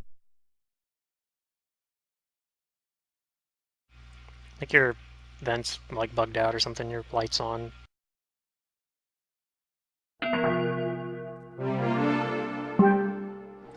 Yeah, fucking error popped up again. Okay. Like, I can hear you guys just fine. For some reason, it stops working on our end. Weird. But yeah, I'm going to do a key flurry starting with this one.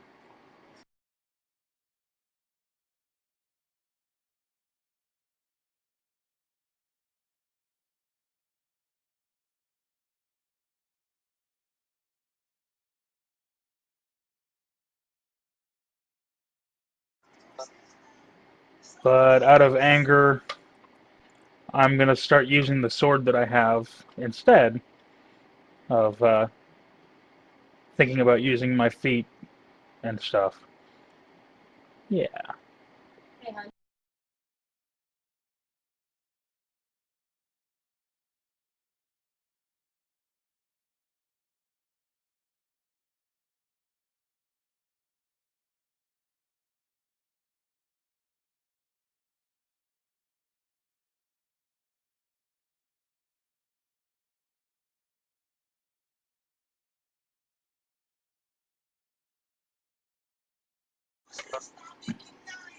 Alright, and since it's a no-qual, is it going to have any effect on the damage? It will. Okay. It increases the weapon's enhancement bonus by +1.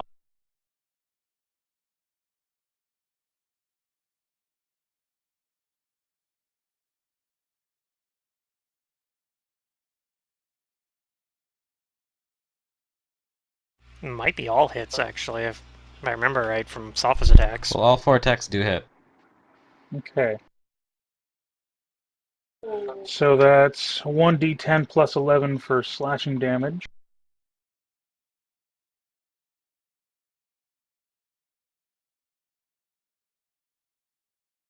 Damn it! Whoops. Forgot the slash R part. I like to imagine just like in a fight, Maloki just starts yelling 1d10 plus 11 at them. Right? Holy crap! You might kill both of those. Let's see. 42. One goes down, and I need a fortitude save as it explodes. Yeah, that's the downside. I don't give a damn. My fortitude is +9. Yeah. That's always a chance. Famous last words for someone that rolls a 2. Nope. That's a 15. But then you're probably going to kill another one and have to do it again. Alright, yep. You chop that one up, and it explodes.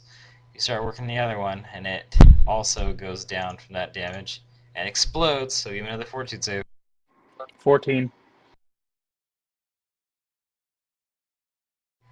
It explodes, and you kind of choke a bit, as like it's noxious and nauseous to breathe in, but you don't really feel anything. Wait. Is it a disease? Because I'm immune to disease.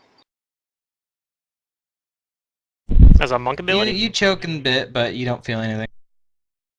Yeah, as a monk ability, I'm immune to disease. Nice.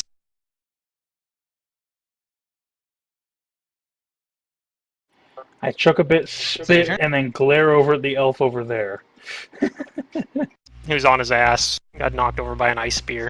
Probably a big chunk of ice on the ground flurry, next to him. So that's my turn. 10-foot tall ice spear.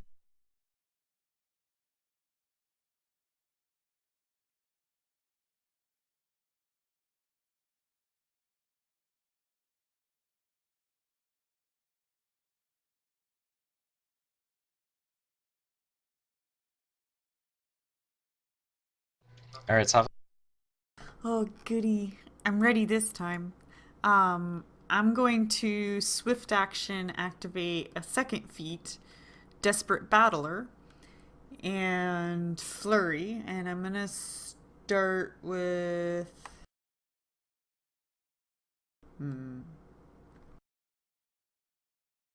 They're all the same health. I'm going to start with the... I guess I noticed... Oh, that's a cool feat. The blind one being blind or something, but I'll start with this one at the top right. And then if it drops, I'll strike at the bottom right. Okay. I think I set this up correctly. I don't know. We'll find out. First attack hits, and it looks like it's doing the damage correctly. Yay! Second attack also hit. And I need a fortitude save as it explodes. Yeah. To a nasty cloud of contagion. It's building up. I'm okay though. I went from a 28 And the last to a attack 22 actually to a does 20. not hit. Yeah, I didn't think it would. Alright, Araxi, it's your turn. I still heal for 5, Asha. Yeah. Everybody does. Oh, I deducted I 15 HP or something. Sorry. Just making sure you hadn't like dropped the bombs or something. Twice, I think. Okay. Since the fireball. Yeah. Okay. Done and done. Okay, now how do I want to deal with this guy? Do I just want to throw another spell at him, like on his turn? He's already like taken a decent amount of damage. I could just run up and try to stab him too, but I don't know. And then you get attack of opportunity if you tried to stand up. And I could also bank on. Well, he probably has too many. He probably has too many hit die for that one to work. I was thinking I could hit him with sleep, but he's probably much higher than 4 hit die. So not doing that.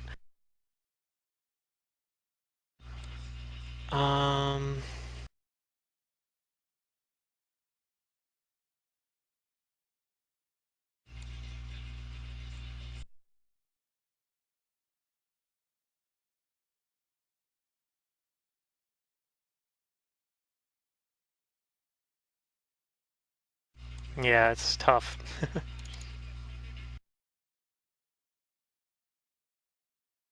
I think I am gonna do, like, I think I'm gonna 5-foot step up to him, pull my no-qual dagger out, and I am gonna do that as well. I'm going to ready an action to stab him with the no-qual dagger if he tries to cast a spell. Okay.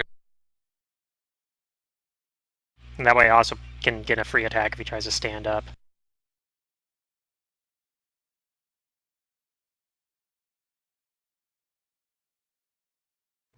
On his turn, he's going to try to defensively cast the spell. Okay, so I'm still going to try to stab him.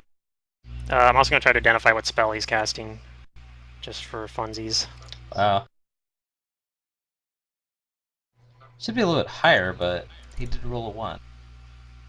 Oh, that was his caster level check. You do concentration. Concentration will be a little bit higher because it's based on your caster level plus your casting ability, whereas caster level is just your caster level check's just your caster level generally. So do I know what spell he's casting with a 20?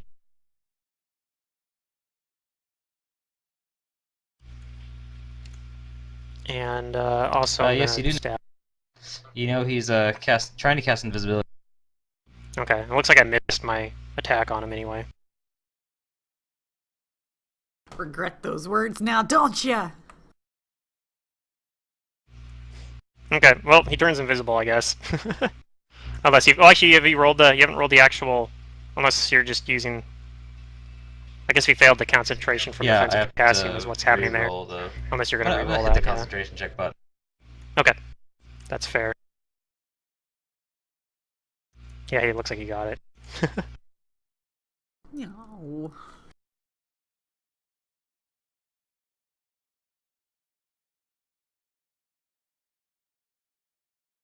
Was he on the ground still? He hisses an elven curse at you.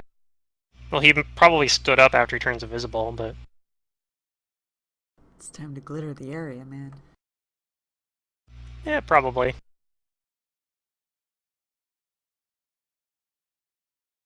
Alright, this one's gonna attack Safa. He couldn't have got far. Slam you. That's one of the advantages of knocking people prone is limits their mobility. Bring the slam.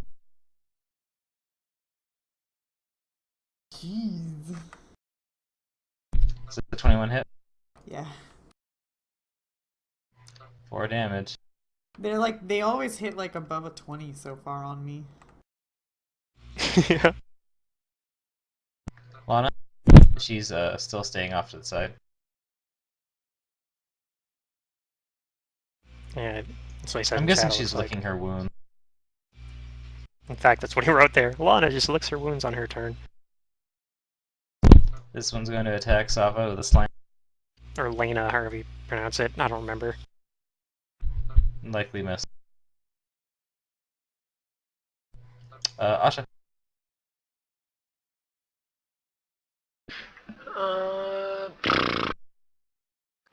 I'm hurting some. How many zombies are up there? Looks like there's just 3. There's 4 that are still up.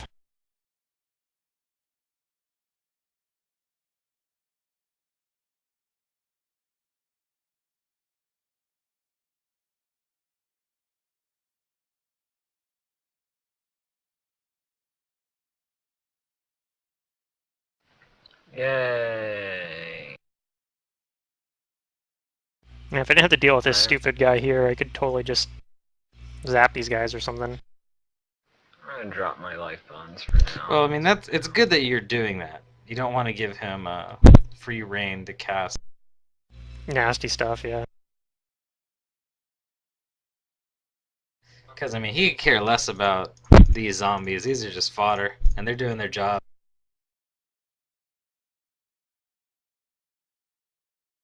Asha heals. That's funny, actually. You know what I could do to counter... If I'd readied to counterspell, I actually could have countered his invisibility with just casting my own on his.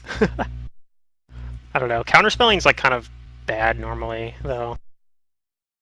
It's hard to do, because you have to call it assuming you know what they're gonna do, unless you have the correct spell, I guess, counterspell. I mean, if you have to spell, but then the spell sometimes doesn't work, because it's a post-caster check. But you can counterspell if you have the right even spells. without it, yeah. You just yeah, if you have the correct spell. You have to be able to spellcraft identify it, and you have to have the right spell to actually counter it then. Yeah. And then it's also ready to action, so if they just be like, I don't cast a spell, and they're like, well, shit, I just wasted my turn. Right. Like they just pull a wand out and start using that or something. Or drink a potion. Well, let's see here. Oh dear God.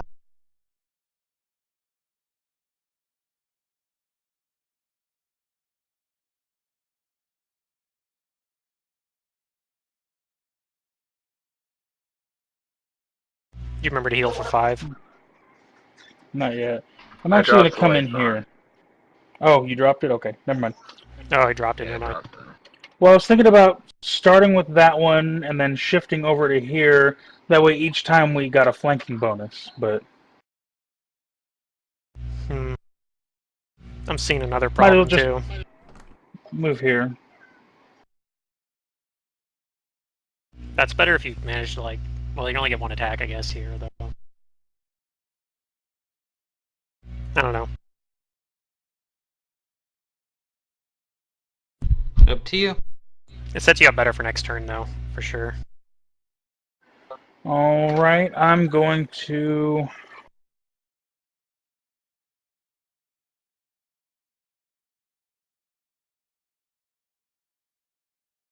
There's going to be a lot of double fort saves.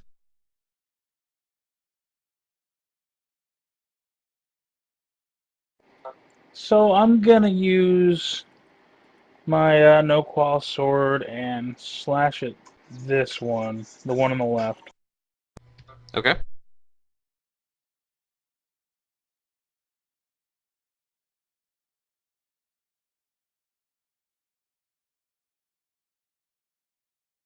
Holy shit! Critical miss.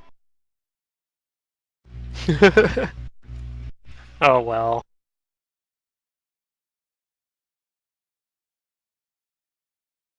Things happen. Let's see, this one's gonna try and attack soft. Is he? No, he's still blind. Still blind.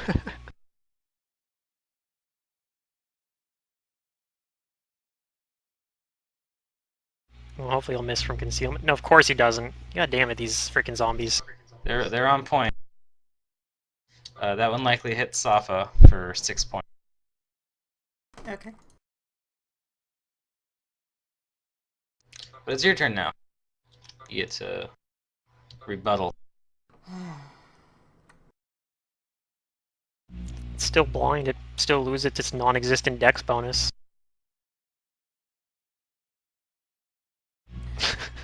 Okay, I'm gonna start my flurry.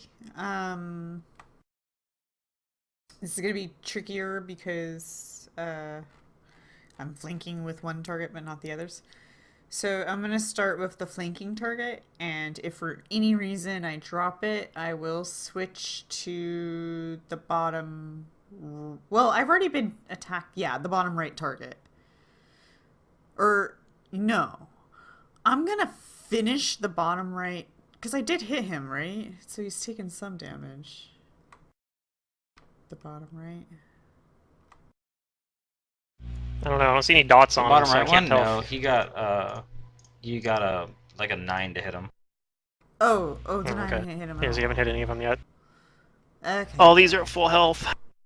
Okie dokie, then flanking it is. Let me turn that on. Is that number correct? Plus, I'm no longer alone, so I can't use the Desperate Battler now.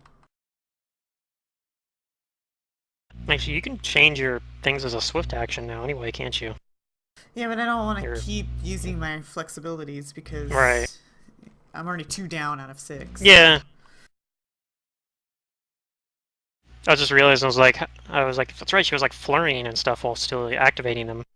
But you can do that now. You used to not be able to. I think those all hit. They were move actions before, yeah.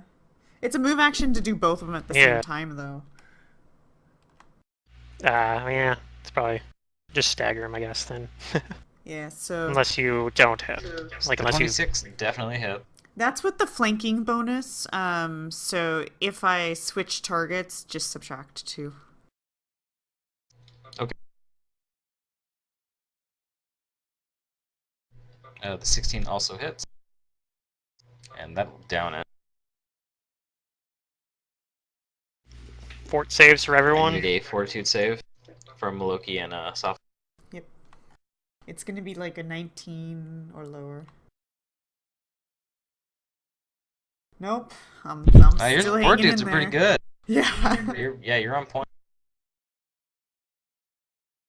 And the last 16, where is that gonna go? To the left one or the right one? That's gonna be a 14. Or the top one. Cause no flank. That one will still hit. Okay. I wanted to do the bottom right one. Okay.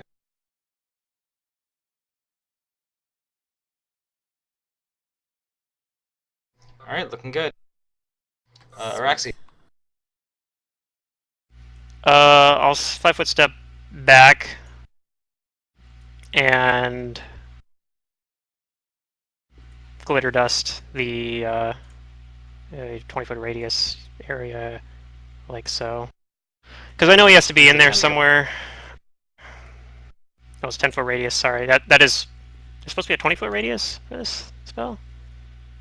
Shit. Let me double check. I don't. 10-foot radius. Wait, I don't really have to make size. these saves, I don't think do it's I? fireball size. I think it is 10-foot radius. Yeah. I think I drew it correctly. It's a 10-foot radius, which makes it a 20-foot diameter. Yeah, I think I drew it correctly then. Or more or less. Okay. But that should hit him, I think, because he had to stand up from prone and so he probably only could move 5 feet from where he was standing, which was like right here. So yeah, I'm assuming I hit him with glitter dust. Looks like he's not blind, but we can at least see him.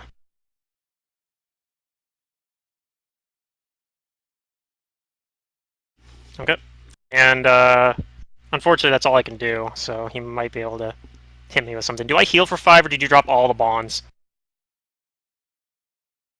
I dropped all the bonds. Okay. That's fair enough. Yep, that's my turn then.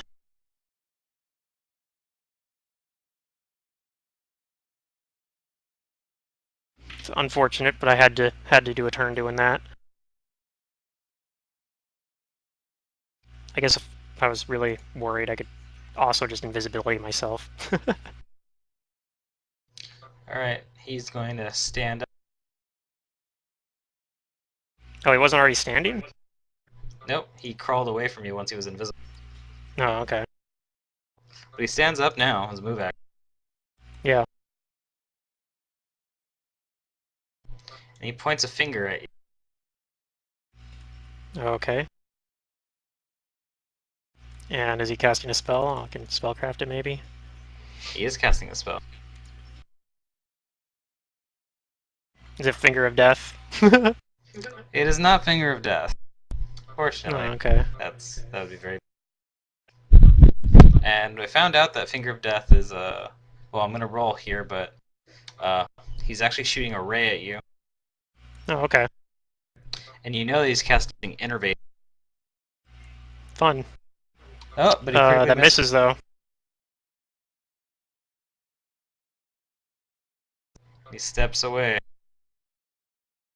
5-foot step. Yep. See, that's what I thought he was going to do last turn. I think he was going to stand up. I guess he was worried that maybe I had see invisibility and was going to attack opportunity him, though. I don't know. Alright, this one's going to attack, Well, it's been attacking Safa. And she attacked it, so it's going to keep attacking. Slam. Okay. And miss. Yep. This one's going to slam. And miss. Mm-hmm. Lana's still away. Yep, she's licking her wounds. Oh, sorry. Asha's turn. Okay, so I'm gonna do a flurry. Starting with it's that Asha's one. turn. It's Asha's turn. Sorry, I hit it too quick. How dare you?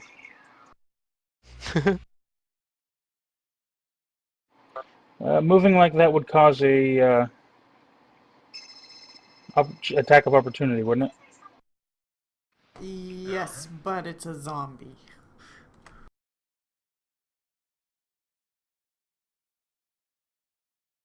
Unless you rolled an acrobatics, then you could tumble.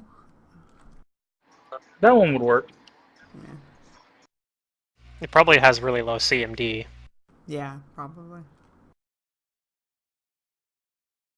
I'm gonna move to here. Try to get up and help Brax. Are you going to pass by this zombie over here? I think he specifically. No, he measured it out, so he went around it. Okay. Is that your turn? Yeah. Alright, Maluki, now it's your turn. So yeah, flurry starting here, and once he falls, go in here. Yeah. Okay. But just a regular, not a key.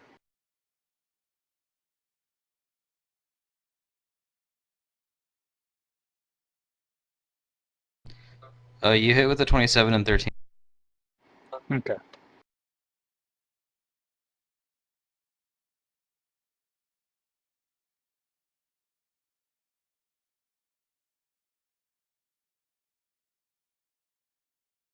It downs this one, and I need a fortitude save from Maluki Do and I? Safa. Do I need to make a fortitude save? Is there even a point for me since I'm immune to the disease? Yeah. The DM Well, it wants might you to not roll be a fortitude disease. save. Okay. It might not be disease. Could be something else.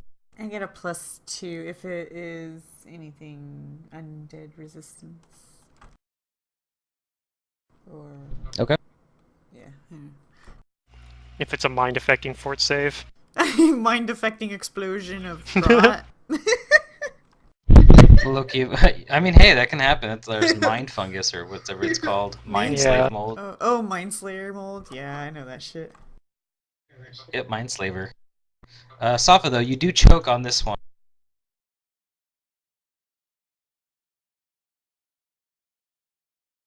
Maluki, you seem fine. And your last attack is going to go into the other one. Or no, it's see what your damage is here. The 21 went to that one, and 19, the 19 is going to go to this 21 to the first one, 19 to the second one.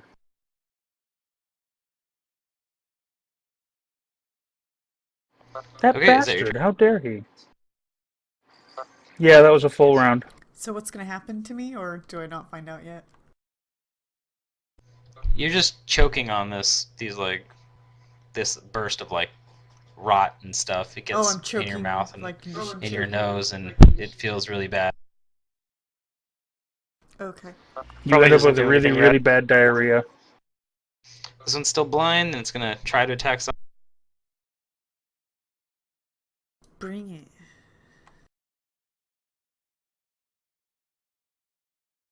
You really need to stop saying bring it to this thing. It's somehow better at hitting you than anything that's not blind.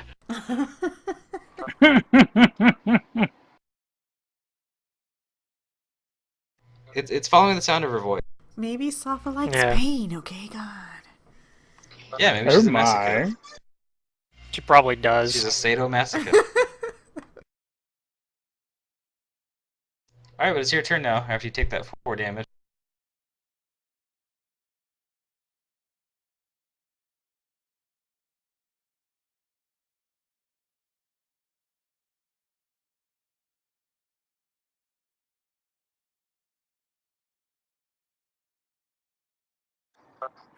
Might?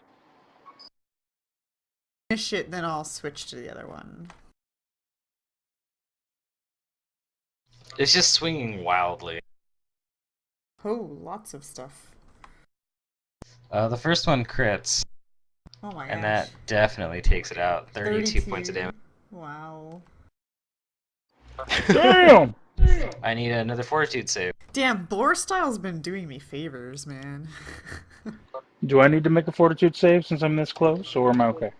You actually was on the blind one up there. To get hit with the rot. It's just seems to be very, very close. So like a 5-foot radius. Oh yeah, is that affecting me in any way? By the way, for those rolls. What? The fort save before. Yeah, the one I failed. Probably not yet. Maybe. Okay, well. Or he's doing it on his own. Like he's calculating it automatically. Make sure you punish me, GM. Don't worry. There's on your sheets. There's a GM notes thing that's only visible to me. Oh, sweet. Oh, okay. They add that. Oh, that's cool.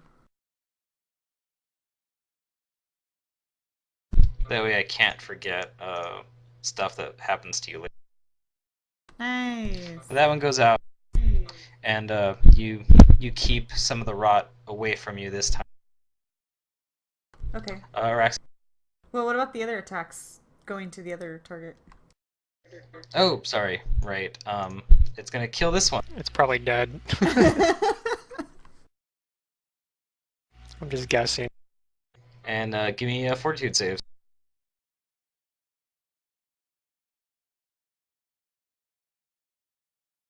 Only one fail. That's not so bad out of all these.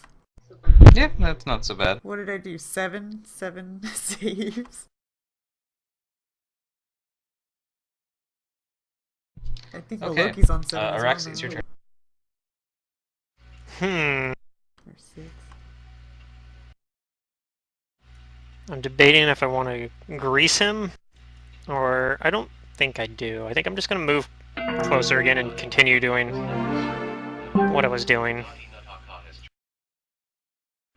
I'm going to move like that. And I'm going to ready an action to cast a spell at him again if he tries to cast anything.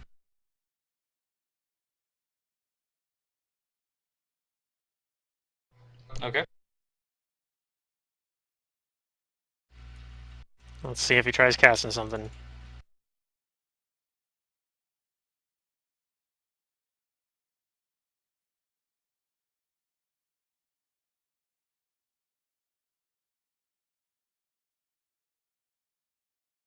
He is going to cast a spell. Okay, I'm going to try to identify it, and also going to try and hit him with my most deadly spell. Acid Splash. Acid Splash. You don't know that, but yes, it's Acid Splash. What do I get on the Acid Splash? I think it's a +4, +3 to hit. I always forget. You know that he's trying to cast Ray of Exhaustion. Oh, okay. That's annoying, but... Yeah, it's +4. No, +3. I was right originally, it was +3. 17 versus touch AC. And, if that does hit, I'm assuming it has a good chance of hitting, because his touch AC is probably not very high. Let me see. A 7. That does hit. So how much damage you do? 1 damage, so he has to make a concentration of whatever. Only the 1 didn't add enough to the DC. 1 plus 3 plus 10 is 14. So he beat it by 1. Okay, he still has to make a touch attack against me now, so... He does. See if you can hit it. Probably. Yeah, that hits. Yep. Alright, give me a So what save. is that? I make a fort save? Okay.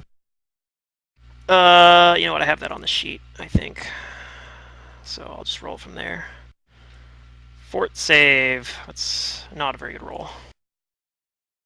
Ooh, you are exhausted. Okay. I don't remember what that condition does, but I can probably put it on me on Hero Lab and see what it does. An exhausted character moves at half speed, cannot run or charge, and takes a -6 penalty to strength and dex. After 1 hour of complete rest, you become fatigued.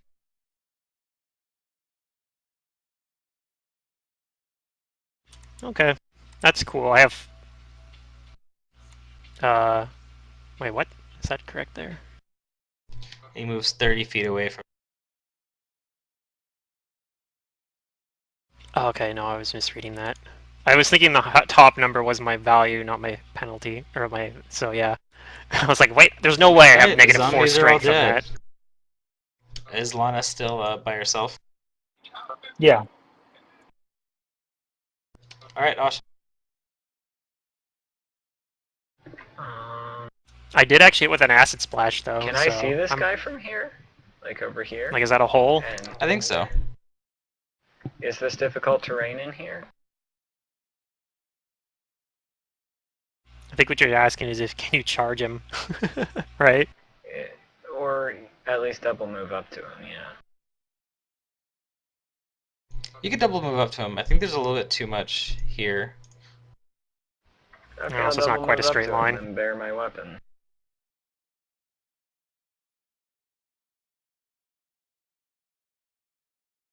Okay. I'm looking.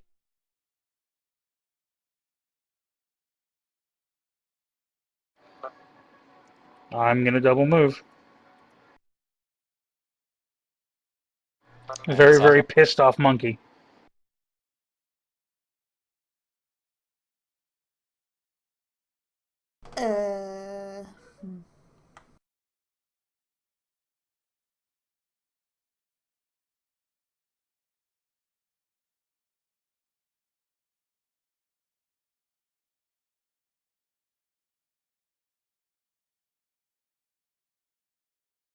Good thing I took that fleet feet a while back, because it means I can actually still 5-foot step.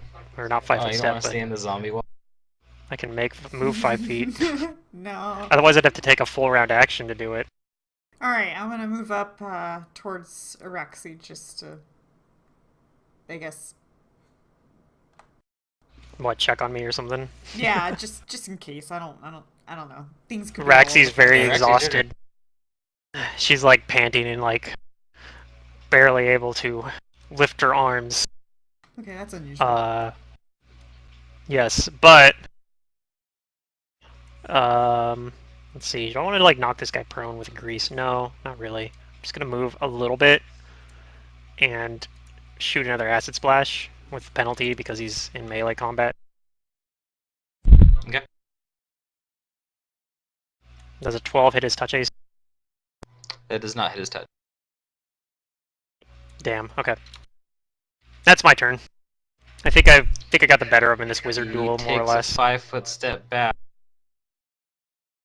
and growls at you. At me or at Asha and Maloki? At all of you in general. Huh, okay. And he begins to cast a spell. I hope this guy isn't like just a nobody and that he's actually like an important character and we didn't just blow a bunch of resources on like a pointless random encounter. Spellcraft. Hey man, the Drow are stepping up their game. Yeah. Because you guys are becoming a problem. Yeah, we both got 18. I have a spellcraft here soon. Give me a second. Maybe Araxi and Maloki actually don't know what spell it is. Although Araxi should. I should give her the brownie point because it's conjuration. So I guess Araxi does know. Do I? And Asha might get a bonus. He's casting Dimension Door. Oh, fun.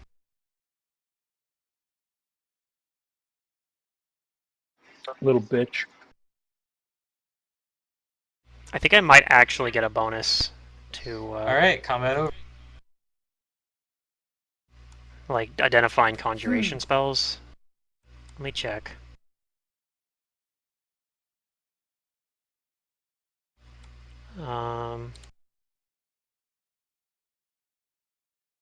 Everybody gets 1,500 experience for that encounter.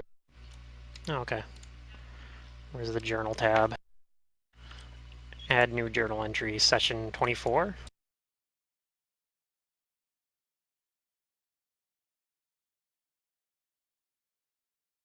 You said it was 1,900? 1,500. So he got away. That's unfortunate. I guess perhaps. Well, I would have missed anyway. So perhaps I should have continued my like ready to action, throw something at him plan, but it was like counterspell light basically. Like it wasn't quite counterspell, but it was sort of trying to counterspell.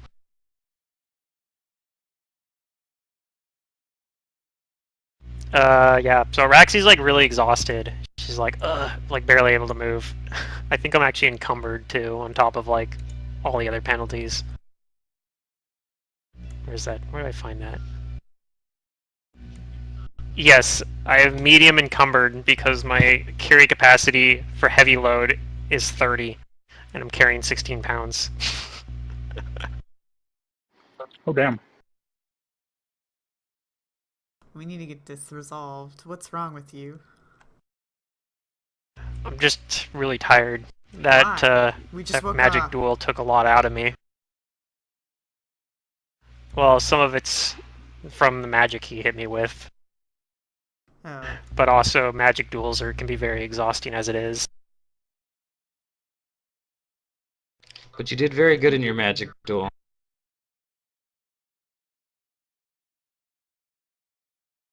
The worst case scenario was no one was able to get to him. Right. That's the advantage of the mobility wizard, or mobility arcanist. The mobility mermaid, as it were. Health at? I'm at 30 out of 48, so. And how's everybody feeling? Exhausted. I'm at 36 out of 59. I think I need a little bit of time before we continue on.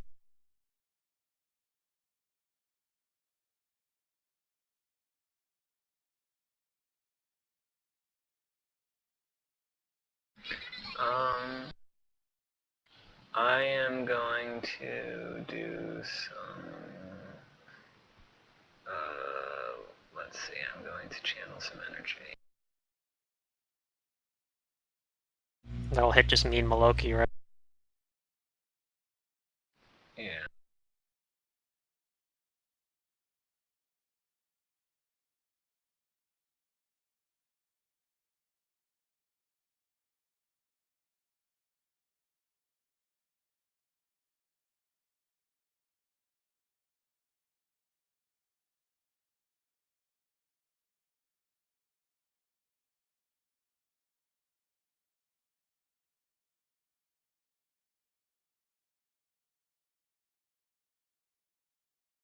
Yeah, maybe. I don't remember. But, you know, we could just rest an hour. Like 1 hour. Then it turns into fatigued, which isn't as big a deal. Especially for me, it's not as big a deal.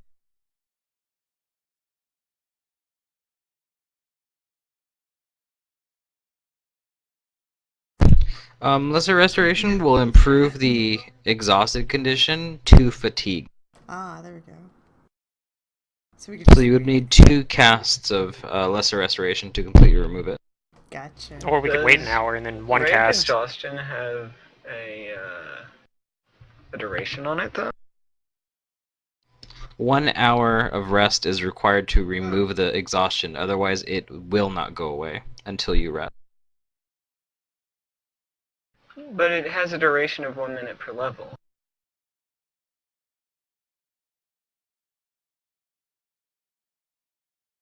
Let me look this shit up, because I actually didn't even look it up. Oh, okay. Yes, you're correct. Oh, okay. You'll only be exhausted for, yeah. So Raxi thinks she's gonna have to wait for an hour, but then probably after 8 minutes she'll be like, oh, actually I feel just fine now. I wouldn't. Yeah. Okay.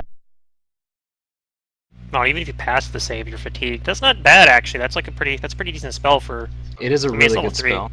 It's level 3, I suppose. So.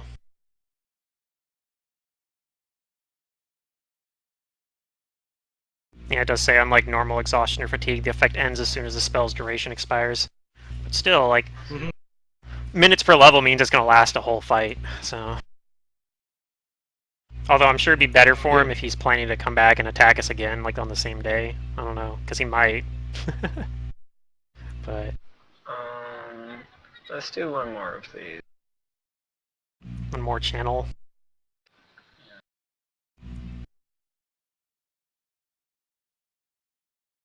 Oops, that put me above my maximum health, actually. So, puts me at 48. Full health. It probably puts Maloki close to full health. Maybe full health, I don't know. I guess he really only took... Yeah, I'm at full health. Yeah. Because I think we both pretty much only took damage from the fireball. I don't think Maloki got hit by zombies. Safa took most of the damage that fight because for some reason the zombies, every time they rolled against Safa, would be like, I don't care that I'm blind and have like a +1 bonus to attack. I hit anyway. I do what I want. Actually, I think it was +6 or something, whatever they had, but still. Wasn't a... Well, if you throw enough zombies at somebody, they will hit. Yeah. That was their idea.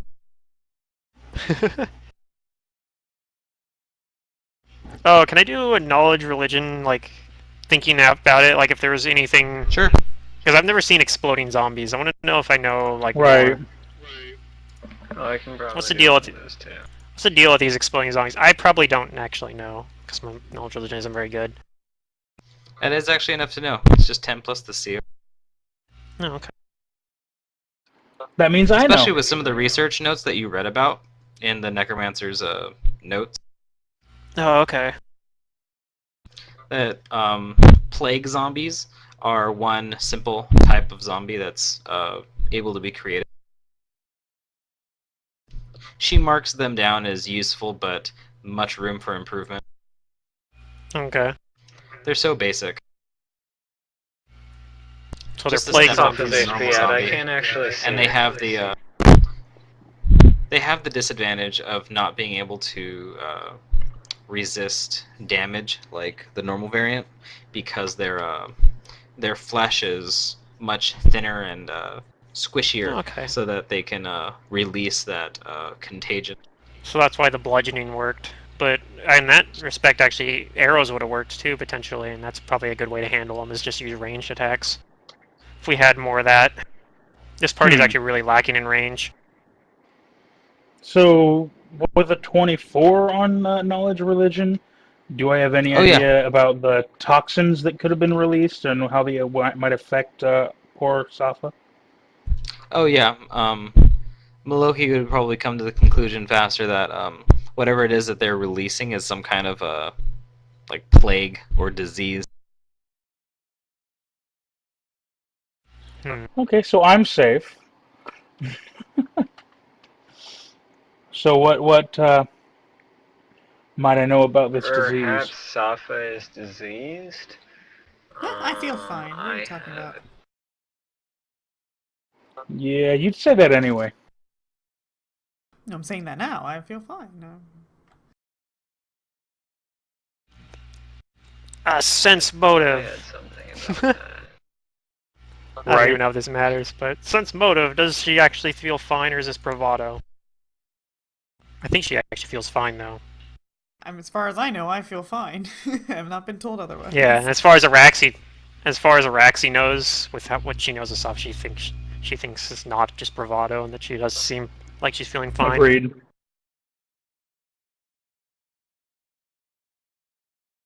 And then probably as we're like, I don't know, are we actually waiting around a little bit since Araxi's exhausted?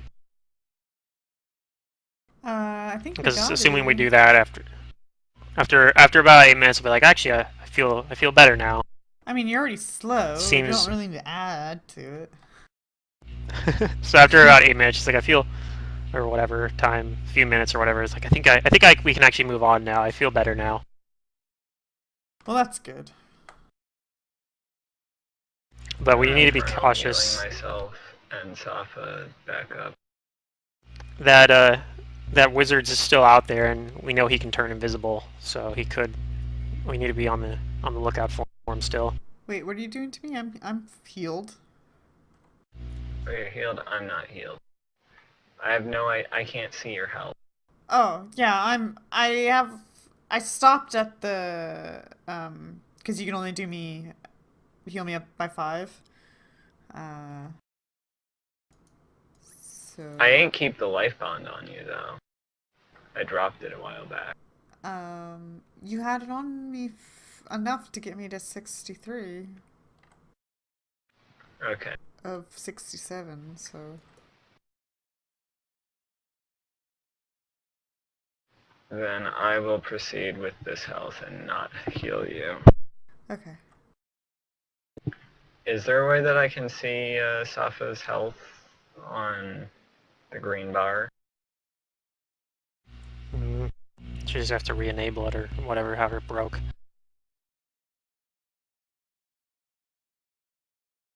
There you go. There it goes.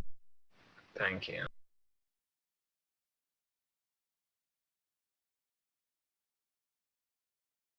Yeah, that's important. Do you have like the little... Resave it to my character sheet, Matt, so that it holds. Yeah, I did. Okay. Hey, does Asha have like the little interface dragged over to the halfway marks of the bars to be able to tell when to cast Woe? Sorry, bad joke. Alright. Alright, yeah, Raxi after about 8 minutes is like, I feel fine now. I think we can continue. Alright, let's go to 5 then. We're right there, kinda. Nah. Asha's a zealous benediction kind of person. Oh, okay.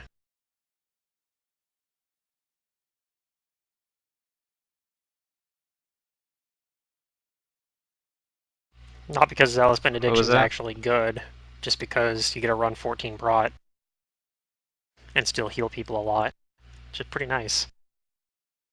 Well, I'm the pre-nerf Zealous Benediction when it was free if they were below 50%. Oh, okay. Ooh, the best time. Ah, those were the good days.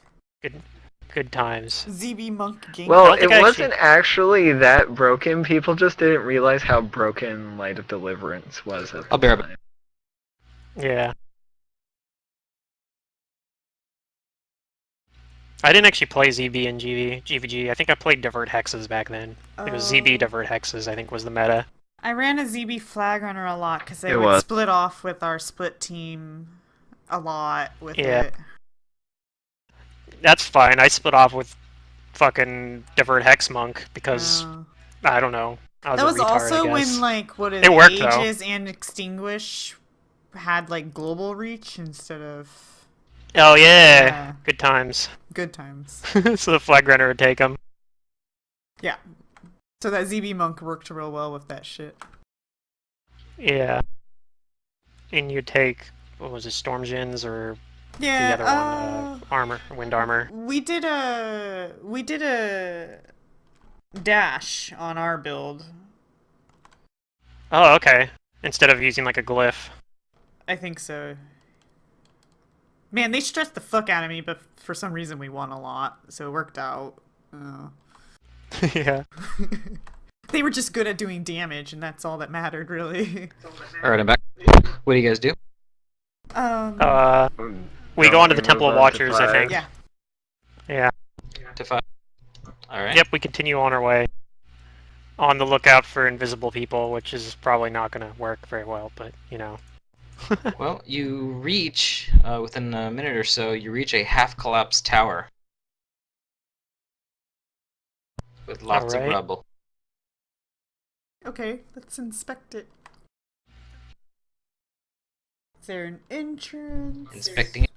Is there dead bodies?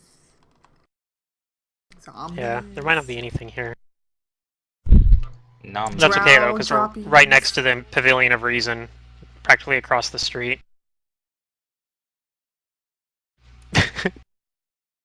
we find dropping, and somebody goes over and tastes them to see what they are. This must be their outhouse.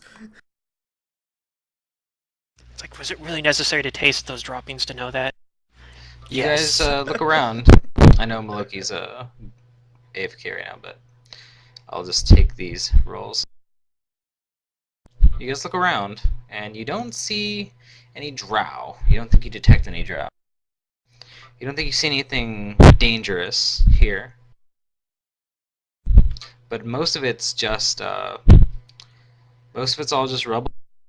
It looks like at one time it had like grand windows and tall altars, but you just see what remains after it's all been destroyed so long ago. There's a lot of like ivy growing over it. Araxi, however, you do find something. That amid the rubble and the overgrown ivy stands a lone, crude statue of elf in like a dancing pose, and it looks to be made of clay. Okay. Do I have any sort of knowledge that would help me with this? Probably not. But I guess I'll call everyone else over to it and be like, hey, I found something that's still intact. I don't know if it's important or not, but... Okay.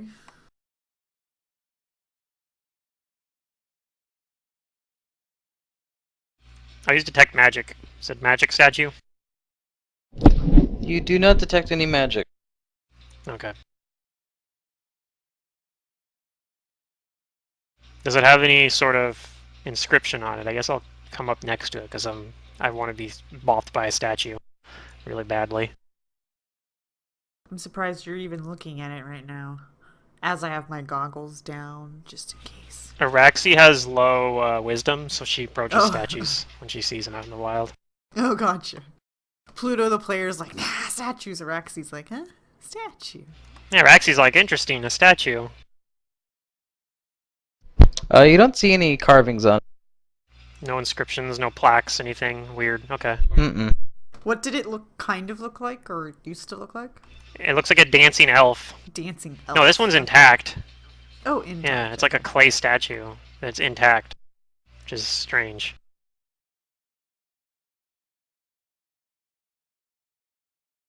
Oh, I forgot. Because clay doesn't normally seem like the sort of thing that would last the ages, you know? All this time I get a +2 bonus to pin targets. Anyways. Oh, that's nice. Yeah. That would be useful. See, if Safa had gotten to the oh yeah, had been the one that got over to the mage, he would have been so screwed. But yeah, I don't have a way to get you over. Actually, technically, if I use Storm Step, I can bring you with me with Storm Step. But the only problem with it is its range is only like not very far. There's a spell that I wanted to do on Balik. I can't remember what it's called, but it's gonna be available to you. Oh, it's the one that picks them up and throws them at people? Yeah. Because I remember you using that. That was round attack.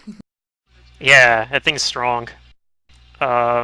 Is that a conjuration spell? I might pick that up. I don't know. I think it's like a 5th or... It'd be good on both you and Maloki. Like, just being able to like, oh, well, it's Like next time we have it, be like for wizard duel I use summon Dampier. Summon my monkey. Summon my Dampier. Yeah. Or summon my monkey. Yeah.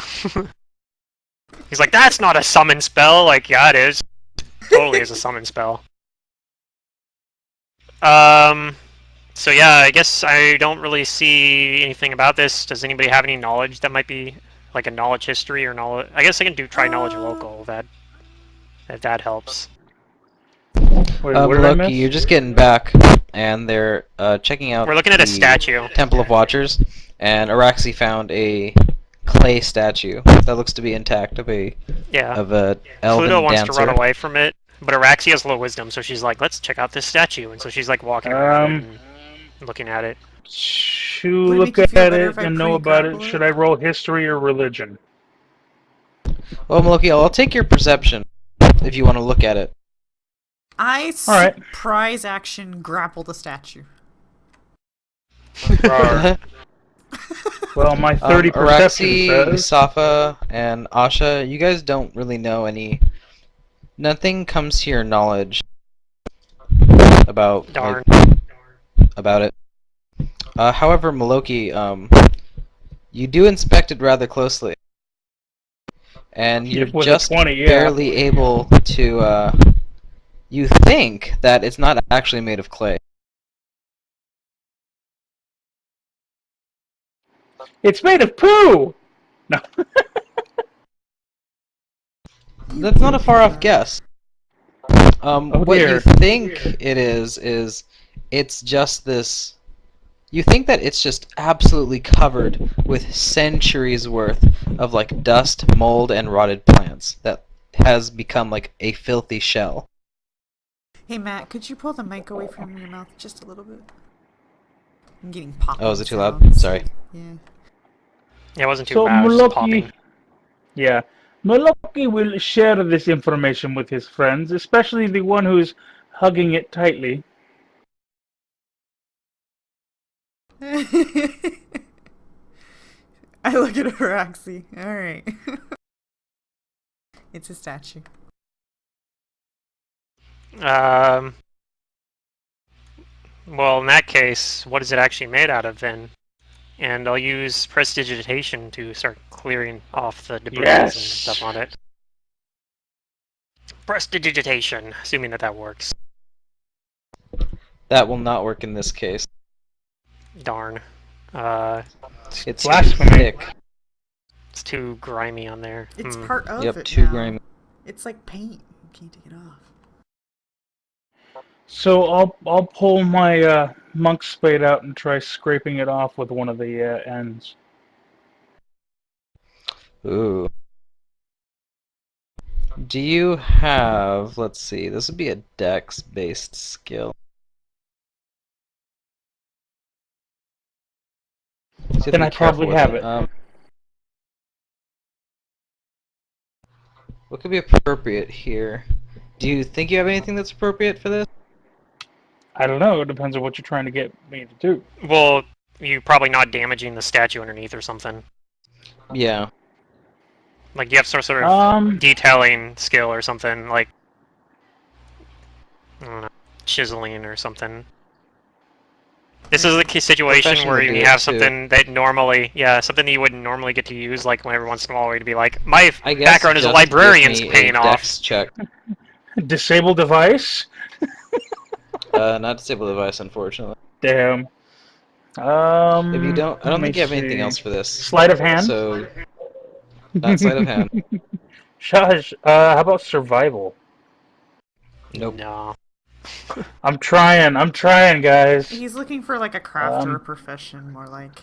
Yeah, if you had like craft statue or something, I don't know. I have craft clothing and profession fortune teller. Yeah, that's. I'm not an archaeologist, mermaid, or anything, so. No. If you want to try and clean it, which was a character that Brent had made at one point.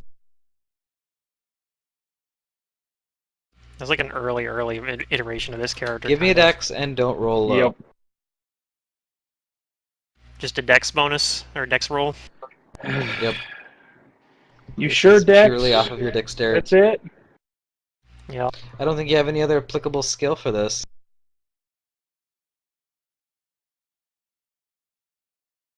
So it's going to be how steady you can keep your hand.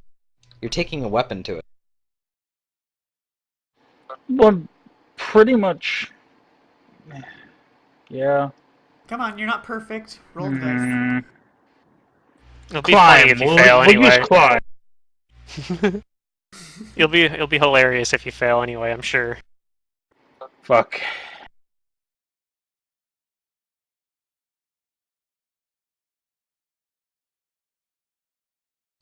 That is low.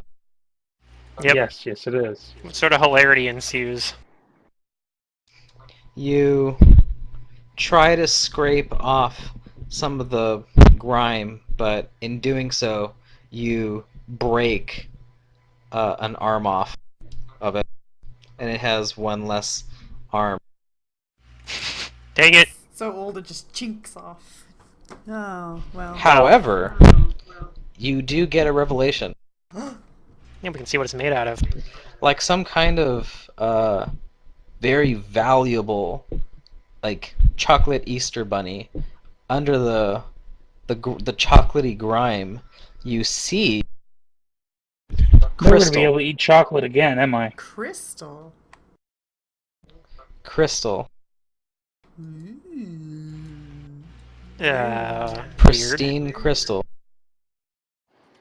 I feel like instead of trying to gently scrape it, he more swung it. Especially if he was able to break crystal. Well, maybe you snapped off while you were like trying to get to the top parts You there just because you nicked like put it too in much the weight wrong on. place. Yeah, You should or have you- done. Not that Asha knows how to do these things. She should have taken at it with like some oils and a cloth. Yes, They because could've I got totally grease on carry it. those around. They might have them at the He base was camp. working with what he had, and I gave him a check. Yeah, no, I think it worked fine. I don't know. I'm Maybe not I mad should have about used it. a small cinder snake hide and thieves' tools. I mean, if you had a traveler's any tool, that would have probably helped. You could have done with that. I don't know. So is there any sort of check I can make to know more about this crystal that it's made out of? Like knowledge, nature, Appraise. or appraise? Okay, I can do that untrained, I guess.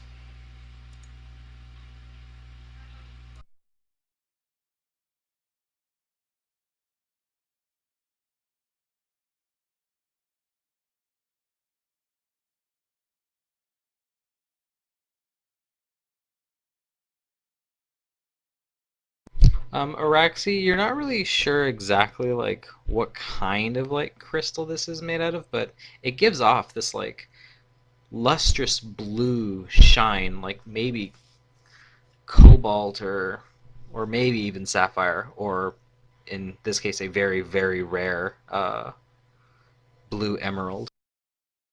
You don't know which one, but you're guessing that if this thing is even finer than like how it already looks, covered in mold and like grime, then this thing is extremely valuable. Well, I'll say I guess it's probably something that would sell for a lot. Well, Although I'm sure the elves wouldn't take right. kindly to us running off with their statue. That's why we can't tell them The about missing it. arm though greatly diminishes its value.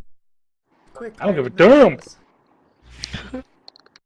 It's also a big, heavy statue, so I mean, it's not like we can carry this very easily. Alright, well, Oh, can it's we not put it, that- like something over the broken Oh, how part big where is it shows the actually? crystal? This thing is like 12 inches tall. Oh, okay. So it's like a figurine, kind of. It's like it's like an action figure, which means the detail on this is very fine. Yeah, Oh, it's okay. like a, this is some elf, That makes like, sense why it broke so easily, too. some elf had, like, his little... Yeah. I guess nobody figurine. asked the like size of this thing, so yeah, that's why I was looking for a dex check, because it's Yeah. it's very delicate. That makes sense, then. Okay, well, in that case, we'll probably take it and clean it off later or something, or give it to one of good. the elves and be like, "What do you think of this?" We'll take the arm too, because maybe it can be like repaired or something. I mean, I can cast mending. Maybe that'll fix it. Like when we get some time later. So I don't know. I'll just put it in my bag, I guess, unless somebody else wants to hold on to it. Broken figurine.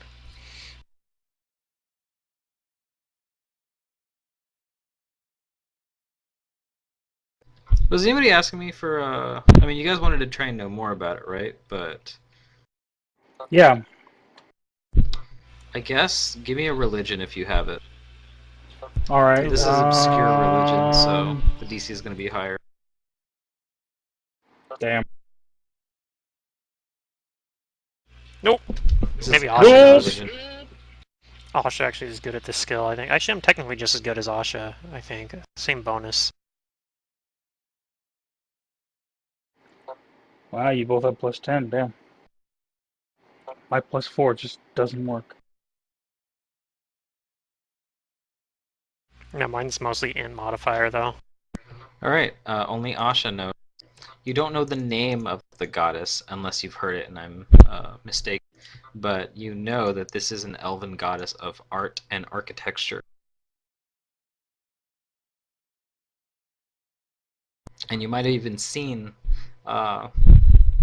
like an elven dancer at the whatchamacallit, at the Colosseum of Mask and Lyre. Which I didn't go to. I'm going to detect magic on this magic. Well, the person didn't.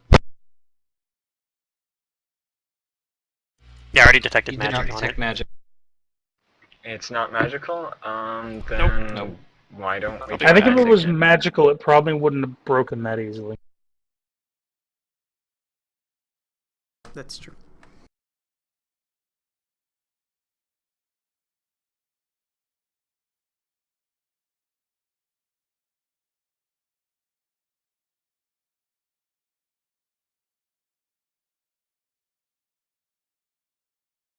Can I take some time to try to mending this?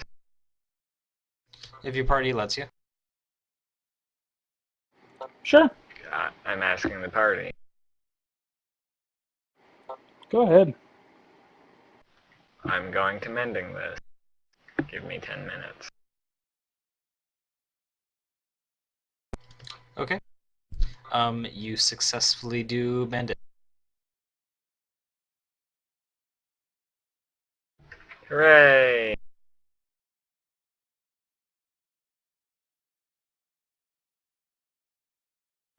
Well, now if anybody wants to know what it's made of, we can just break it and put it back together. No, it's a terrible idea.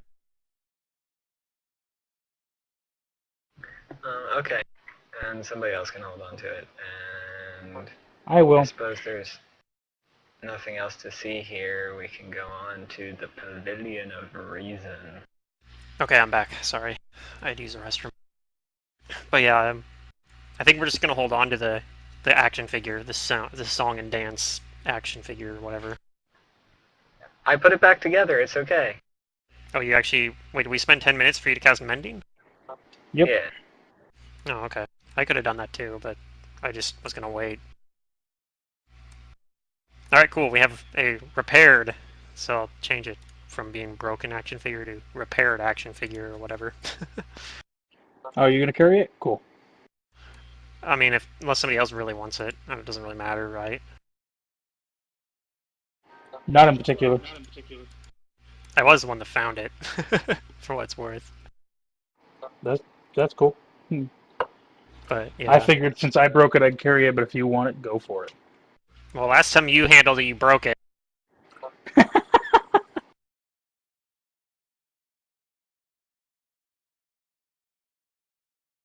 Okay, Alright, so, I guess we'll... you guys go to 6?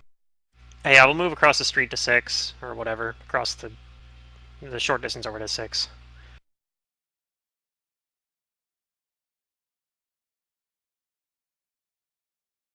You go to the Pavilion of Reason. And you can see the Academy of Arts in the distance. Yeah. Oh, that's a few minutes away.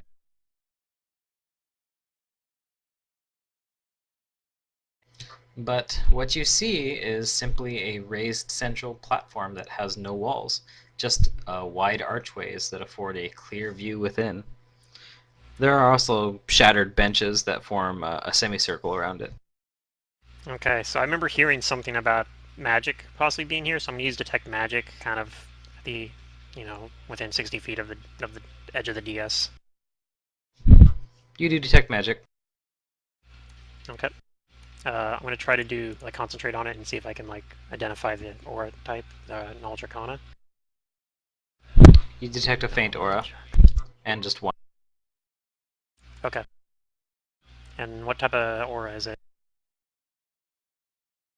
This is evocation. Okay.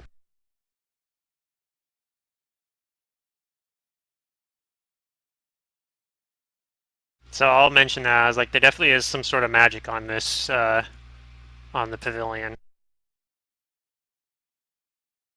That's evocation, which is not my specialty.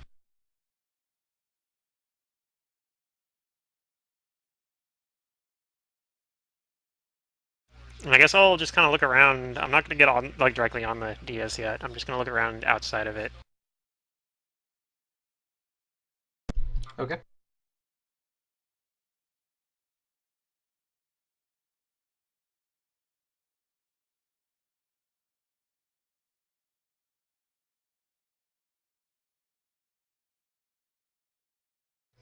You look around it. All right. You look around, but you don't see anything that stands out to you. Just what I described before. Same with Asha.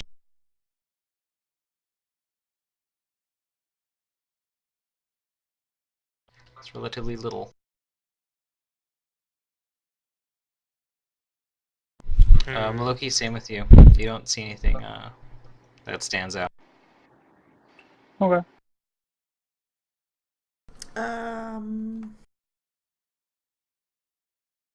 I guess I didn't roll, did I? Yeah, no. So yeah, I'll mention it's I believe there is magic on here, and supposedly it should just be something involving projection and senses. But I'm not sure if there's any reason to experiment with it.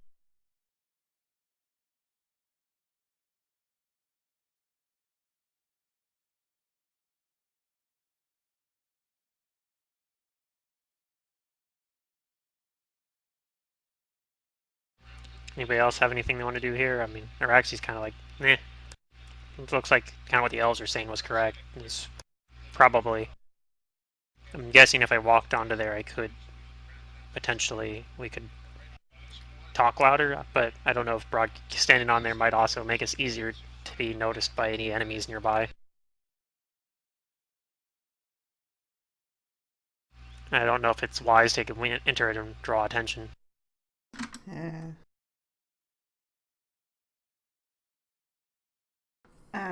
I don't know either. But I'll do what you want me to do. Maybe. It depends. Depends on what I want you to do, huh? Yeah, there's a fine line, actually, now that I think about it.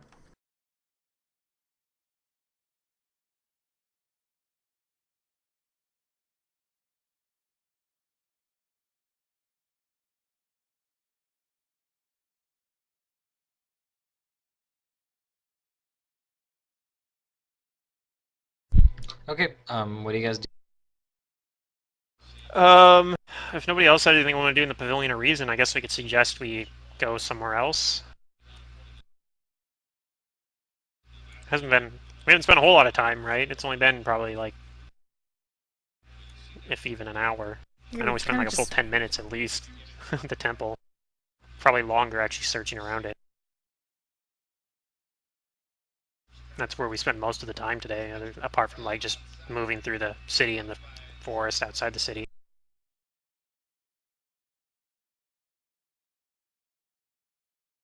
Mm-hmm.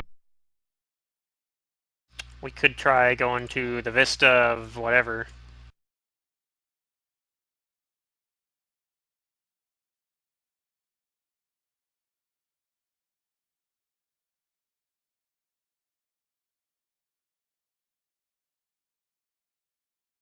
What do you guys want? Windows Vista. I don't know yet. That's what I'm asking. Do we want to go to the Vista thing? So the reason that we're not going here is because there's nothing really important to see here. I mean, we've looked around and we didn't find anything. I don't think anybody's walked into the pavilion. I detected magic there and said it was evocation aura, but beyond that, I don't know what it is. We just know from what the elves told us, which is that that people that stand in it like can project themselves to the audience louder and like be seen easier.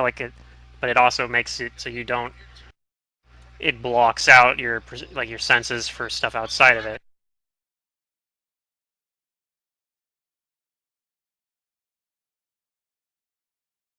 So I mean, unless you want to play around with the pavilion, the dais, then I mean you can. But Araxi doesn't think it's a good idea. I think that if we try going into this, it'll just draw attention to ourselves. Okay, so let's go to one of the places we haven't explored yet.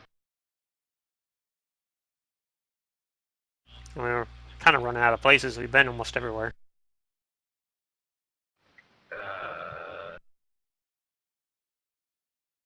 But yeah, we can check out the Vista. Press on to take these guys out? No, I think we're doing that. I don't think we're doing that yet.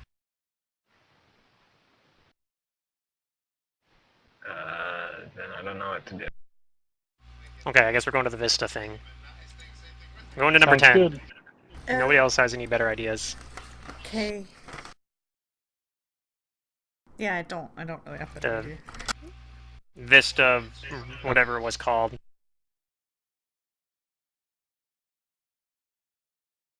Windows Vista.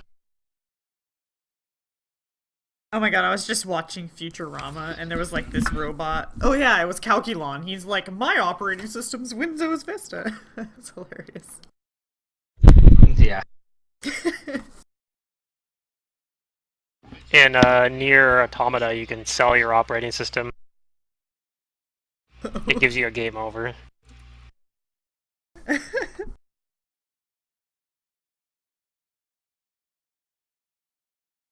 Well, then it's just like it crashes you because you need your operating system. Yeah, that's like what it does. You sell it, then the screen goes black, and it gives you like a little bit of text being like the foolish androids sold their operating system and like bad stuff happens because you're basically dead.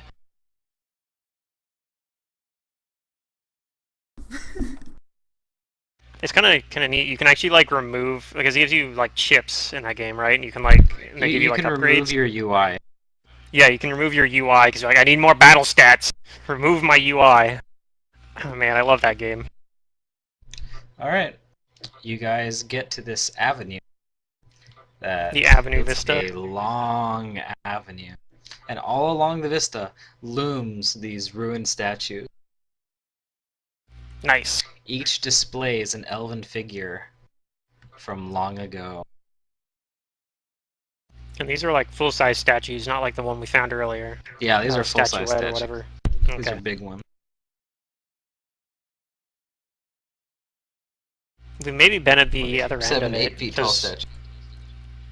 If I'm reading this correctly, it's this area here. So we've kind of been at the far end of it, I guess, down here. Yeah, we took that long. We've been on the triangle, basically. Other than the water part. Yeah.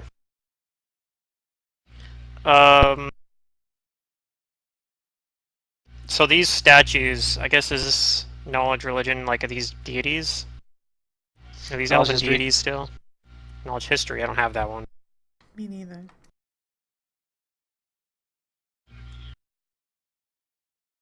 Somebody had knowledge history, I think. Yeah, there we go.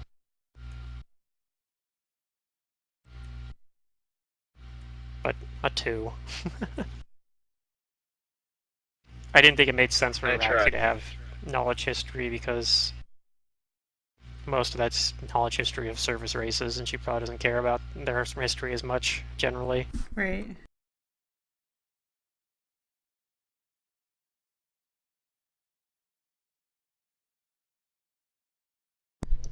Alright.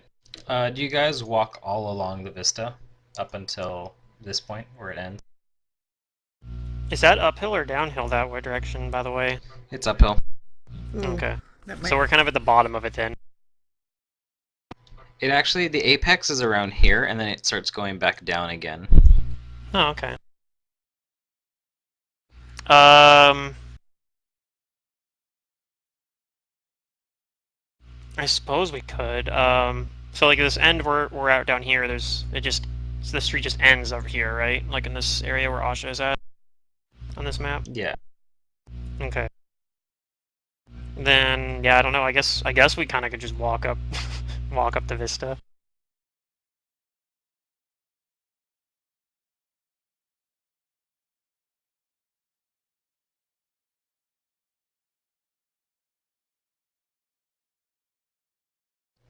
Alright. That sound fun? Yeah. I Though guess there are I'll do. 3 statues that you can make knowledge history checks about. That you'll see along the way.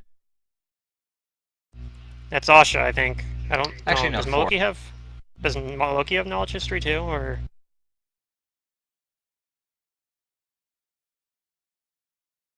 Okay. I do. Welcome back. Like, I What the can heck listen to causes you that? guys. I don't know. Like, it's really bothering me. It keeps happening. Maybe probably not deal with it right now, but at some point maybe.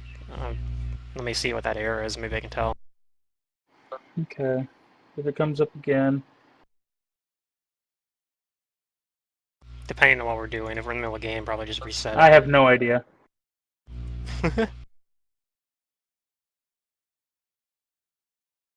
The 30 might be good for one of them at least. Well, for Asha's knowledge histories, only one of them is good enough to know who these elves were long ago. So we identified one elf. Yay!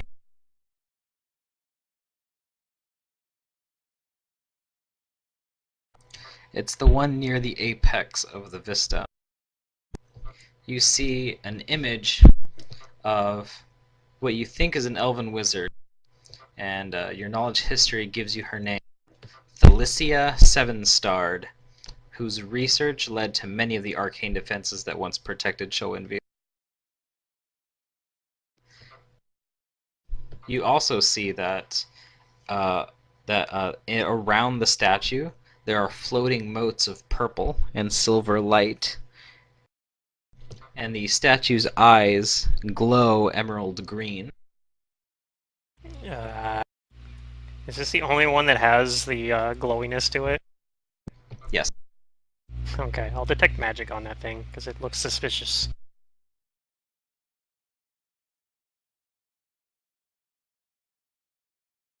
You do detect magic. I do detect magic? Yes, you do. Okay. I will concentrate on it long enough to try to identify the aura, like what school it is, and the strength and all that stuff. I think it's 15 plus spell level, so you know that this is a moderate illusion aura.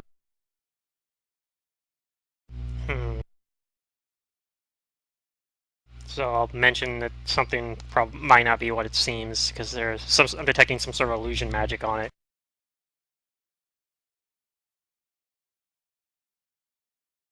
Although I'm not really sure what it seems either.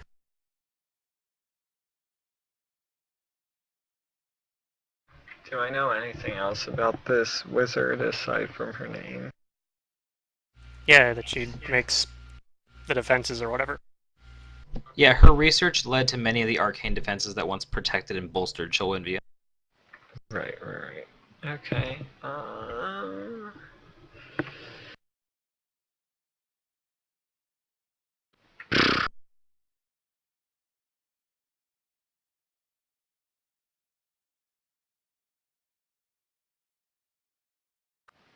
Maybe we should do the dumbass thing in terms of Pluto's mind and try to...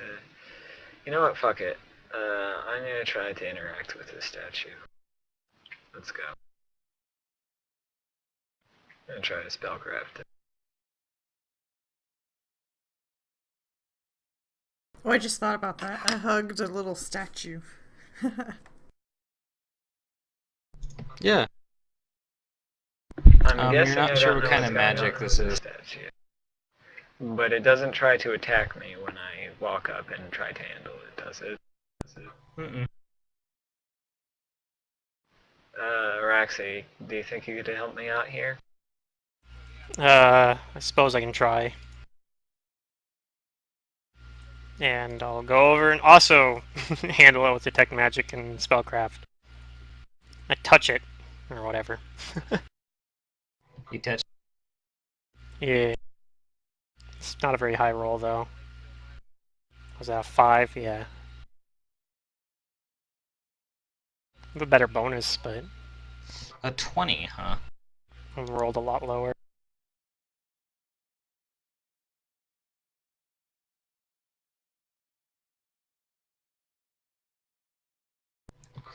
You actually don't know what spell this is. Curses. Okay, well, I don't know. There's some sort of spell on it, but all I know is it's some sort of illusion. It seems to be eluding us. Yeah. Just Yeah, it eluding does. you guys. I don't really care. Can we move on?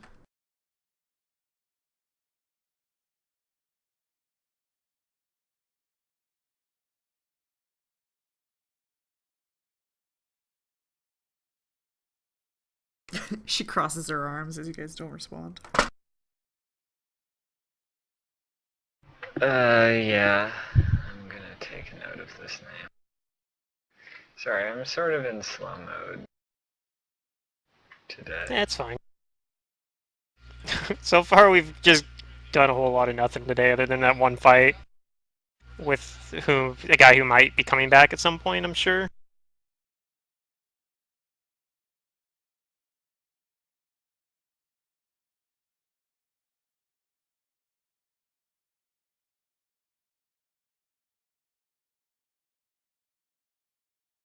Alright, well, what do you guys do? Well, I guess we're on the other side of the... After we, gave up on that thing, eventually we go, the rest of the way through the Vista. And now we're close to the school, I guess. We could go back to the school and see if we hear the crying again. Let's do it.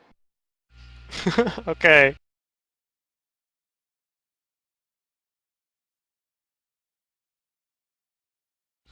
It's worked very well for us so far. We've been here, we haven't been in here, we've just been outside of it a couple times. So I guess as we get close to it, I'll be listening for if I hear that crying again.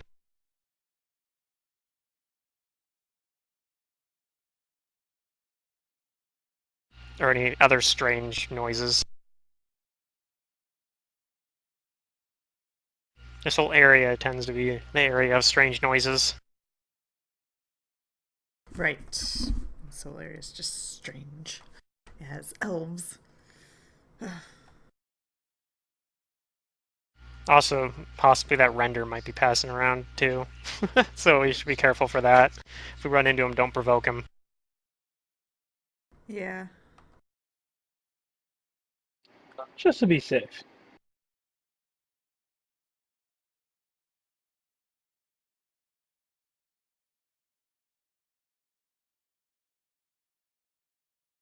Okay. So you guys are heading towards the school. Yeah. Shouldn't be too far from the vista that we just walked down. Probably also passing close to the Master Smith house. Yep.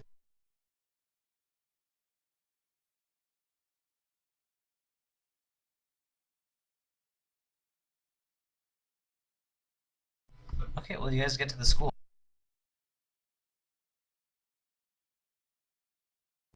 You guys are checking around it.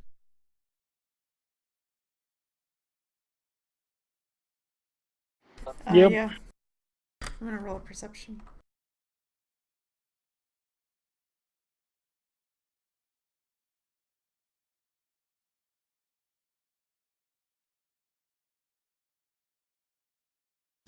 Okay.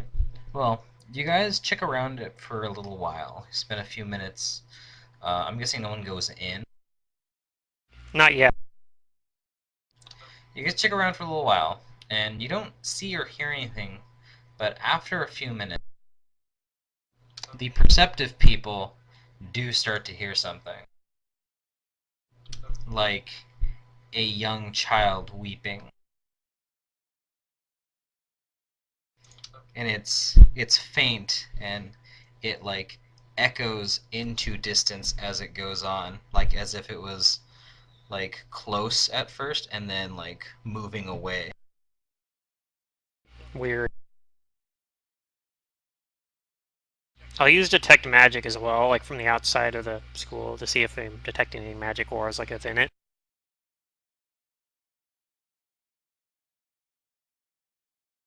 You guys detect magic into the school. Yeah, well, like while I'm looking, like while I'm out standing outside, I'll cast detect magic and kind of look into the school, like through the, I don't know, in the direction of the school. I'm gonna try and detect poison around.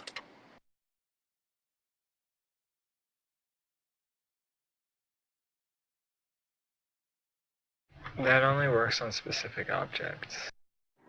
You guys have been doing it wrong, just FYI. Then why didn't you say anything before? Because it's not my game. What? That's never stopped me Detect before. poison? Yeah, it's No, singular. it can detect on areas on a 5-foot cube. Yeah. You guys been doing cone. Yeah. Like detect magic, but Like it's detect magic, but yeah, it doesn't actually work like that. right. Oh, really? Yeah. Yeah, detect poison apparently. I was just No. looking at it now. It's apparently slightly different in how it works. It's like, detect whether a this creature, bottle object, of or wine that I area has have, been is it poisoned. poisonous? Yeah. Okay. Well, I mean, it But still detect would have magic's worked, sort of, back when he did use it. Yeah, because I was targeting the bodies. But, yeah, if you want to use detect poison in this case, you'd have to target something. There's nothing really to target.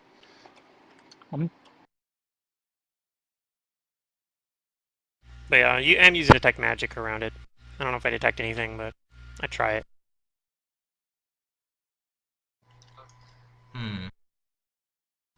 I'll ask you guys a question. We'll Are give you an you answer. guys invested in searching this place? Well, Maloki is.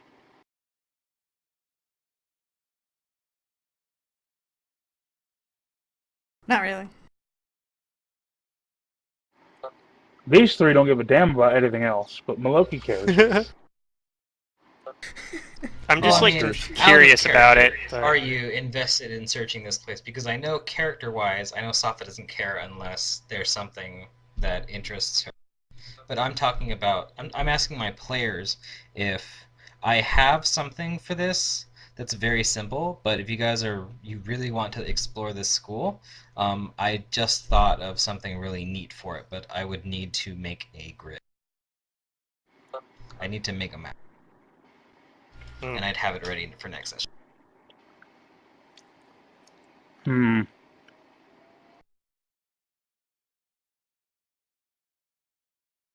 Well, again, I'm interested in it. I don't know about these three.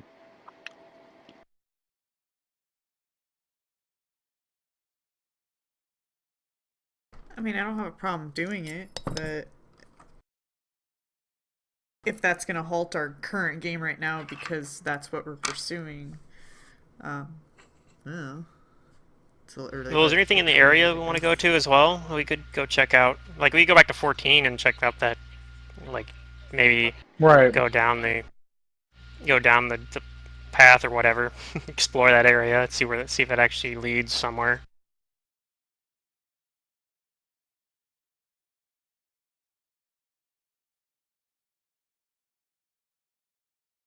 and then resolve to come back later. I don't know. I mean, I'm fine. I'm fine going and coming back later. Yeah, let's go to 14 for the rest of the session, essentially, and then come back to 17 Because I mean, next week. it's already 9 o'clock, so I mean, we probably aren't Yeah. going to be playing too much later anyway, right? Yeah, well, not too much. I don't know. Maybe All right, so 14 you guys is are like a going to 14? massive thing, but that'll keep us occupied for like an entire session on its own. But we'll see.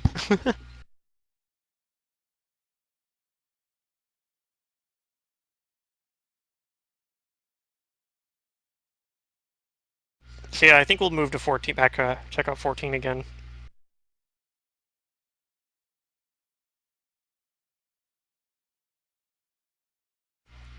And of course, I'll remind everyone that the alarm spell that I cast through that entrance at the bottom of the, like in the basement or whatever, of the, because this was like a museum or something, right? Yeah. And like the basement of it had like some sort of cave, it looked like, and I was thinking, I don't know, I put an alarm there and something did pass through it, like as we were coming back with Mr. Grumpy Pants.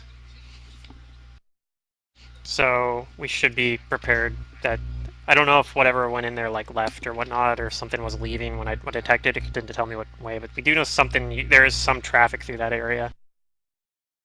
Right.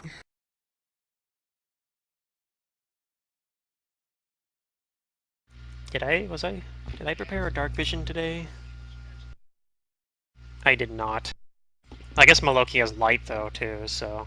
I do. And Oshik can daylight if needed as well. So I'll put Okay, light well, on my the seven way, branch sword. You guys see something. On the way How there? dare we? On the way there. Okay. I probably should have rolled a perception for on the way there, huh? But Yeah, me too. But oh well. maybe. Well, I guess all our perceptions are on the character sheet, so maybe Matt could just like roll them, and it has a hidden roll as well. But On the way there, you guys are at the the gallery, and you find a blood trail that seems to be coming from it. coming from it, leading away somewhere. Okay. Leading away. Which direction is it leading? Away from it. Just Yeah, like, but like some direction away from same, it. It's easily which- followable. Okay. Because it looks But like, fresh. is it going? Does it look like it's going towards like west, like this way? The distance is irrelevant. Okay, it's not The very far directions away. are Okay, I'll take your word for it. I guess I'll say okay. Let's go check that out, and we'll kind of try to follow it. And at least Araxi's gonna try to be like, gonna try to tell people to be. We should try to be quiet, even though I know it's probably not gonna happen because we're bad at this. But Yeah, well, you know. at least I know. you're easily able to follow it. And Yep. you follow it to a very close by where there's lots of hedges and like trees and overgrowth, and you see one of your elves lying on the ground on his back, and he's been bandaged, and it looks like he's been bleeding a lot. And he doesn't look conscious. Hmm. Let's go say hello.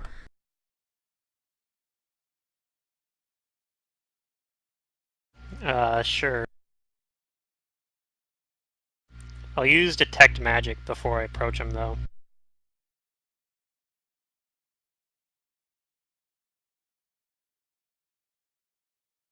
On him. You just detect magic on him? Yeah. You don't detect any magic. Okay.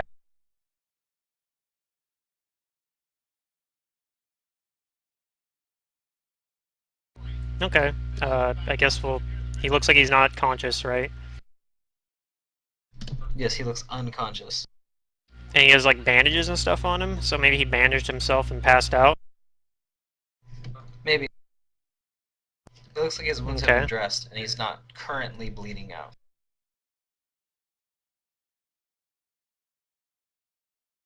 Let's kick him in the dick. Oraxi will remind everyone that, even though he looks like a normal elf, we do know that there is some sort of assassin at large that can disguise himself. I could So always if take it's a a bite spell, and find would you out. be able to use? Would you be able to use detect magic to tell? Well, he doesn't detect his magic, but that's the nature of this spell, is that it's almost impossible to detect by conventional means. Or conventional magic means, I should say. You have to use unconventional ways, like, I don't know, code words or testing their knowledge. Yeah, because from what you know, the goal of that spell is to partially reanimate a corpse to put as a physical disguise over something. Right. But wouldn't But, that like, completely undead... detect his magic? No, because undead don't detect his magic either. Like, after the spell's already been cast on him. Unless it's, like, a summoned undead that, like, gets summoned from another plane or something, but... If you create an undead, for example, like if there's just a zombie running around and you use detect magic on it, it's not going to detect as a spell. Like, it's not going to detect as magic. Interesting. Do you want me to bite it? Well, that wouldn't help, I don't believe. Drow I are can at technically least elves. tell you. Well, I can tell you the difference, at least a little. Maybe But they was do have the a little bit assassin different taste. drow? We don't know for sure. Just that he disguises himself. So, I propose if we could think of some sort of quiz that only, this is very, very difficult to think of because I don't know what this assassin would actually know. But, Or even this elf would know. yeah, like I'm not really sure what we could ask that an elf would know and a drow wouldn't know. You should just let me bite Maybe it. we should bind him before waking him. Like, Sopha starts licking her lips.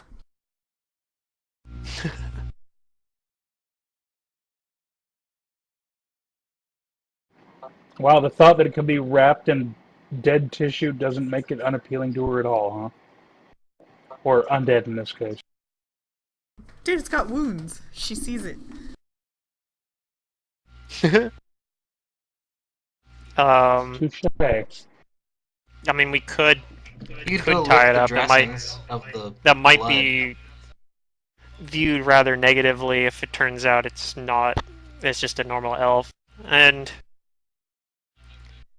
I mean, I don't know. I guess I'll like look at him and kind of try to sense: is he faking being unconscious, or is he actually unconscious? I can't tell. You're unable to tell. I mean, what happens if we shake him vigorously? Well, presumably he wakes up, or if he's only feigning unconsciousness, he pretends to wake up. Okay, well, wake him up. Ask questions. I'll be on the ready. Maybe we should just kill him to be safe. I kind of watch him to see if there's any reaction to that. What do you do? Raxi probably raises an eyebrow or something about when you say that. Probably not necessarily realizing maybe we should just, it's a test. Yeah. Maybe we should just kill him to be safe.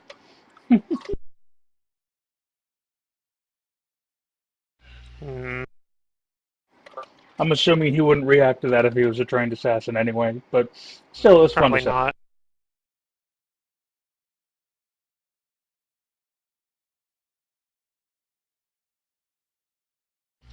I don't know. I mean, just keep in mind, I guess. Raxi's not really sure how to approach this.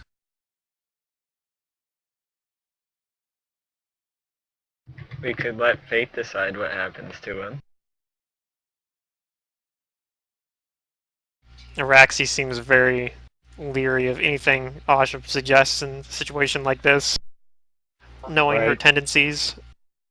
Just wake him But up, start says, talking in weird codes, and if he like plays along, then ta-da!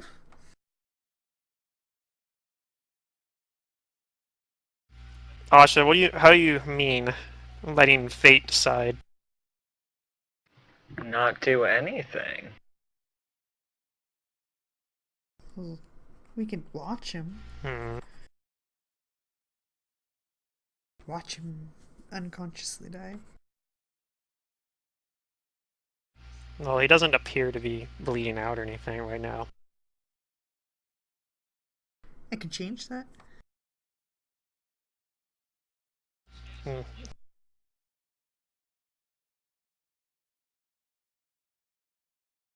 But that would be, for example, if some drow were to come upon this area and see him.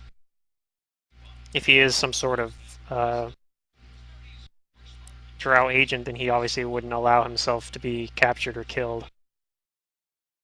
The downside is I don't know if we'd be able to react quick enough to rescue him if he's just a normal elf that's caught up in it.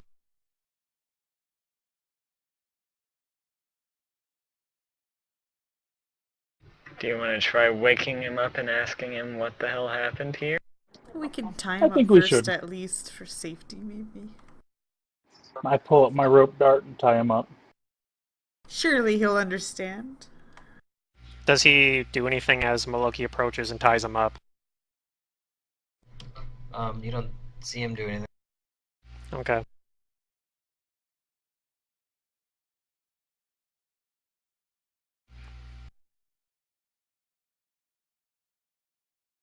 Okay, I guess he's tied up. Maybe we wake him up then?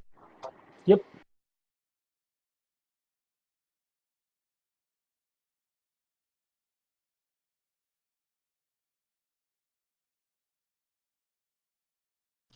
Okay, you wake him up.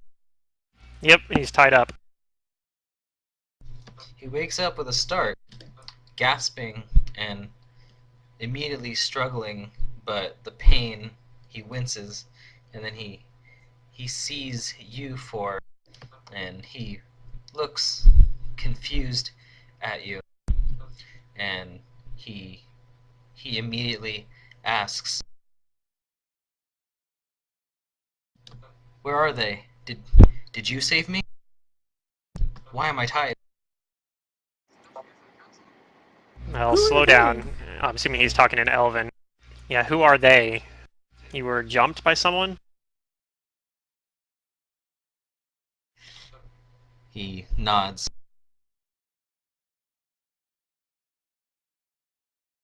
He says, "The drow." And you don't know how you managed to escape? He shakes his head.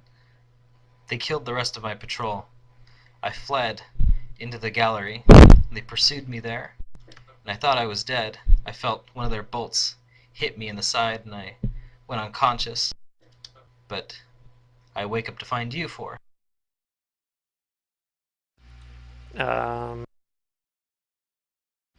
Okay, do I believe what he's saying? It's not very good roll. I'll try to help.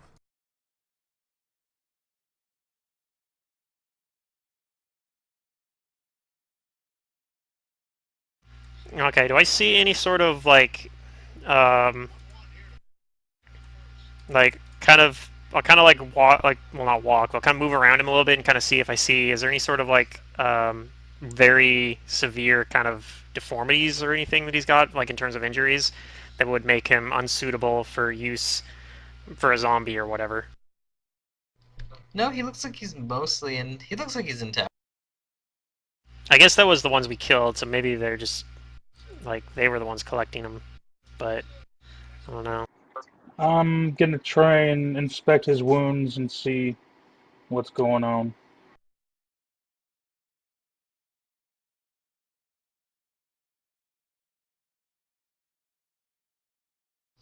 He looks like he was hit in like the side and he was bleeding out, but you know, escaped getting hit in a vital organ.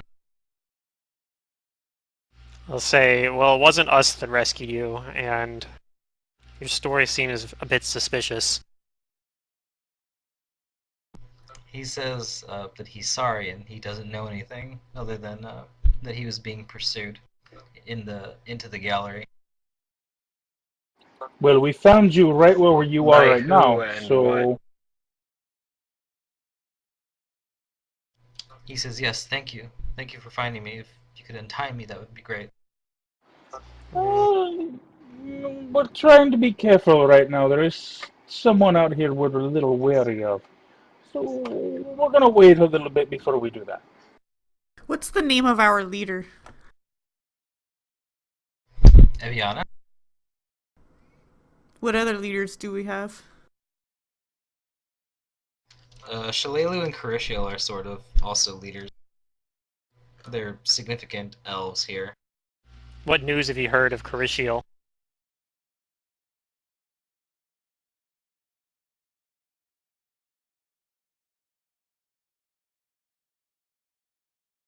That's what I ask him. I guess he says, I've heard that he was hospitalized. Have you heard much else? He shakes his head.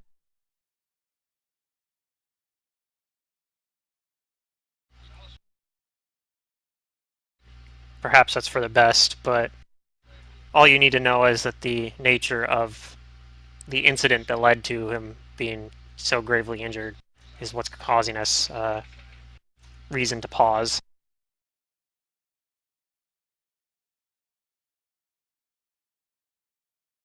You could say he was betrayed.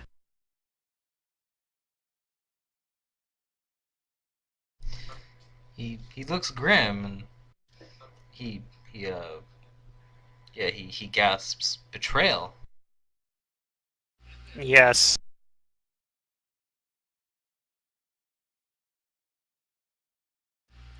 Does he actually seem surprised?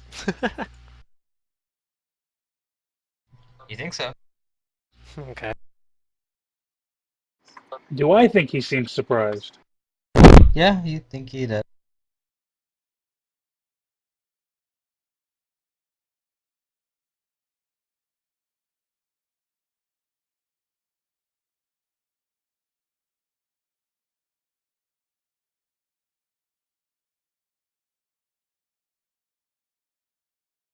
Well, I don't think we should untie him, but we could take him back to the camp and have him perhaps brought somewhere far away from here. At least tell the camp about our suspicions so that maybe they can do something. Maybe they have spells or...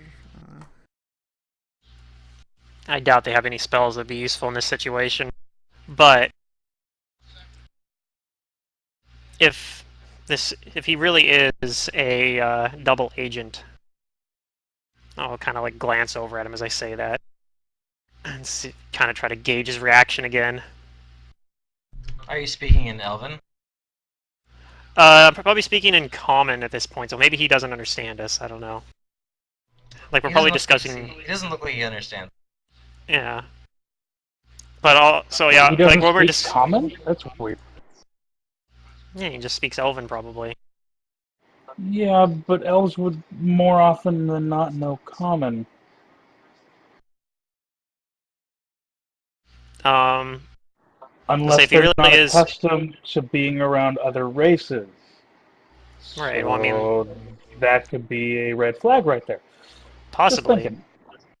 But anyway, Raxi's going to continue on in common and say if he's really a double agent or worse, then having him removed entirely from here would render him harmless, probably, or at least would stop him from causing damage, hopefully.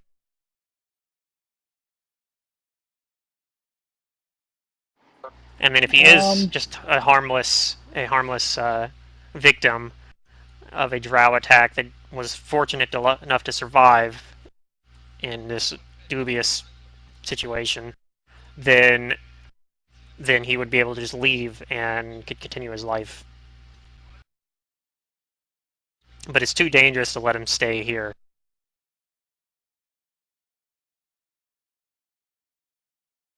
But on the other hand, I don't want to just ruthlessly kill him in case he's telling the truth.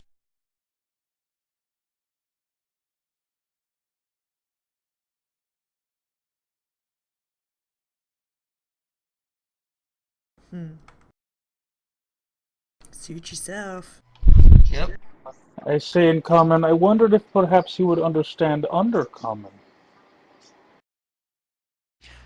I'd be careful about how you try to do that, because if we just try speaking to him in undercommon, he'll want to act like he doesn't understand it, most likely. Maybe. I don't know.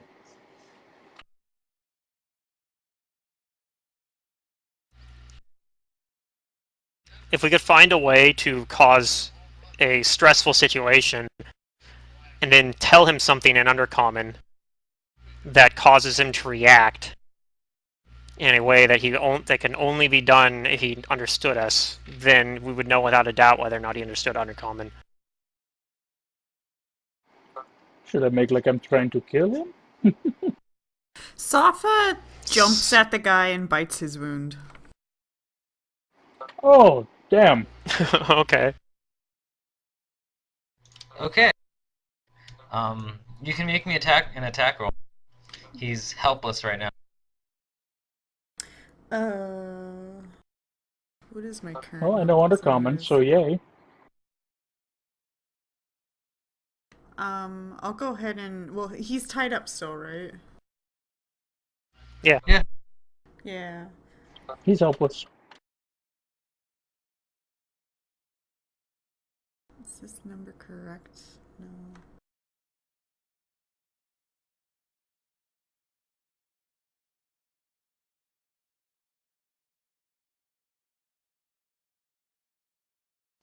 You do 0 damage.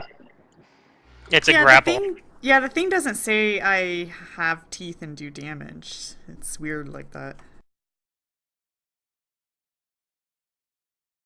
So it's basically I'm just sucking the blood out of the wound that already exists.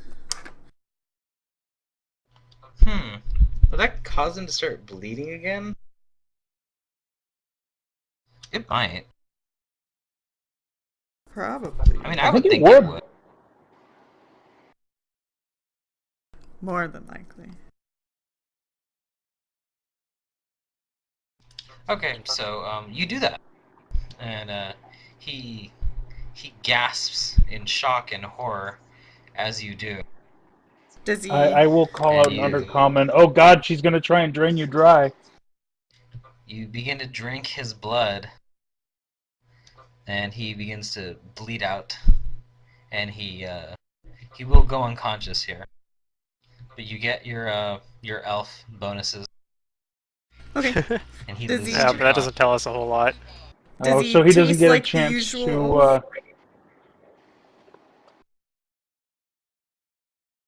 to. Does Safa know You that? don't think, because I think the last thing you have bitten is a drow, and not quite. So he This doesn't one, get a like, chance to try and You notice that respond to my drow undercommon. kind of have a little bit of an irony taste, like someone who eats meat typically would. Okay. When you've bitten an elf, like, they don't have iron in their blood. Because they eat fruits and shit. They taste like flowers sweet. and sunshine. Ew. And this guy doesn't taste like the irony taste of a drow. Tastes more like a normal elf. Yeah. And then he passes out in horror and shock. But he I'm doesn't. going to He try doesn't to respond. stabilize him. Well, does he respond to my me at all? Yeah, he screams and shouts. Well, like. I meant the undercommon. Well, like I said, he screams and shouts as he gets bitten, and But just says says something in Elven, maybe. Okay, then why don't I just cast stabilize since I have that as a cantrip? Well, I'm gonna look at the Yeah, just others do and that. say, well, I don't know. Tastes like an elf. That way nobody expends any actual spell slots. I was gonna say we could also do a heal check to stabilize him. But he stabilized with stabilize, okay. Right, I just used stabilize. Poof, he's good. I thought I did that. I didn't. I just said I could do that in case you were, because I didn't know if you had that I prepared don't or think not. they heard Okay. you. No, I heard him. I just thought he was going to use an actual. I thought he was going to use an actual healing spell, so I figured I can just use stabilize. That way he can keep his healing spells. Gotcha. No, I guess he has stabilize as well. So maybe both of you try to stabilize him. I don't know. He's really stabilized right now, guys. I imagine we both go use stabilize, look at each other, and laugh a little, like, oh.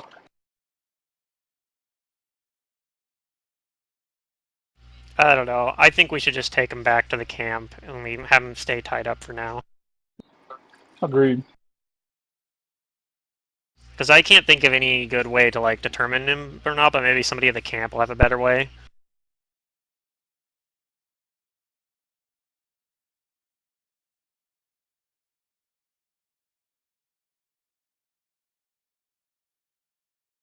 But maybe while we're going back, I'll try to like. Is that what you guys do? I think that's what we're gonna try to do, and I think my plan is I'm gonna try to like strike up conversation with him in Elven, maybe or something as we're going back a little bit, and then maybe like on the way, kind of like shout out something in Undercommon, like "Look out behind you" or something like that in Undercommon, and see if he like reacts at all, and hope that maybe he does, just because he's not paying attention. Because I don't know if even if he doesn't, I'm not gonna rule out anything, but if he does, then that that changes things, you know.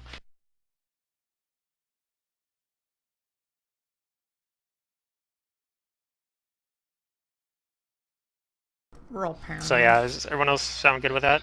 Leave him tied up and Oh have yeah, him I know. I like it. bring back the camp. I like that you guys are paranoid. I just had a flippin' epiphany. Because if What's you guys that? aren't paranoid, and I do send the guy after you, then someone is likely going to die. Yeah. If we want to do this in the future in a place where we're using dark vision and such, all I have to do is use my goggles and look at him. Oh yeah. That's a Oh good my point. god! Why didn't you guys think of that before? Does Well, it's Maloki also not mention dark that? right now. Very good uses.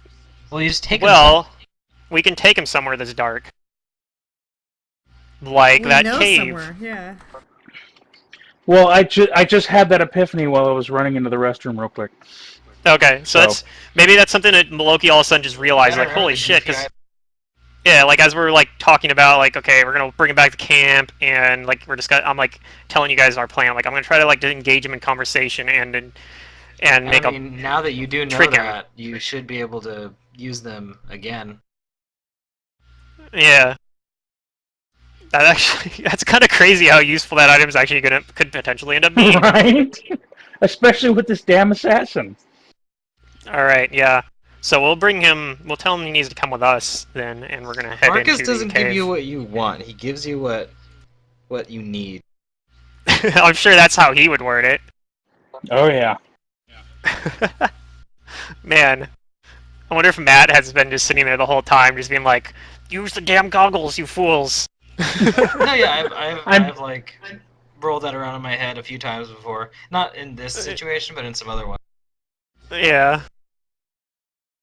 God, what could we have used that on? I mean, maybe you could have used it in, Well, if Asha didn't daylight everything. Right, I was just saying, Asha usually has daylight on, so, Yeah. I mean... Yeah, we haven't really had a whole lot of situations where would be particularly useful yet, but this is definitely one situation where it's useful. Okay, so yeah, we'll do that. We'll bring him back to the cave, in the bottom of the museum or whatever, where it should be dark. Okay, you guys do that. Yeah, we'll probably use light until we get down there, and then like we can extinguish the light and use the dark vision goggles. Okay, you guys go down there, and you guys go down into the part where it like becomes like a sub-level. Okay. And it's dark. You guys go down there, and You guys do that. However, I am going to tell you that when you guys get down there, you see that there's much more blood. Okay. There's much more blood, but you don't see any bodies.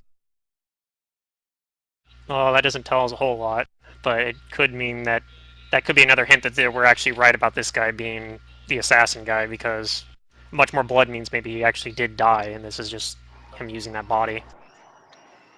Or it could be some of those zombies we just fought were made here. Yeah, maybe. So you go into the darkness and you perform the thing. The ritual of putting on the cursed dark vision goggles. Yeah, extinguishing the light, and then so Araxi can't see anything, and Yep. but Asha and Safa can see just fine, and maybe this guy can. So I can can't. I can see Asha, I can see Safa. Can I see this guy? You cannot see him. Okay. Now, he wouldn't know about the goggles, so... I'm going to leave you guys with a cliffhanger. Oh god. That's just glass cannon all over. You see Safa. You see their outlines, remember. You don't actually see them, Right. You see their outlines. That's how it works. You see Safa's outline, and you see Asha's outline. And this, like, room you're in, it's like a curved corridor, kind of like the upper gallery. Like 40, 50 feet away from you, like along this long curved corridor, you see the outline of something slightly tall, like maybe 7.5 feet tall, like a very tall humanoid figure that has big wings, like that's crouched low. Oh god.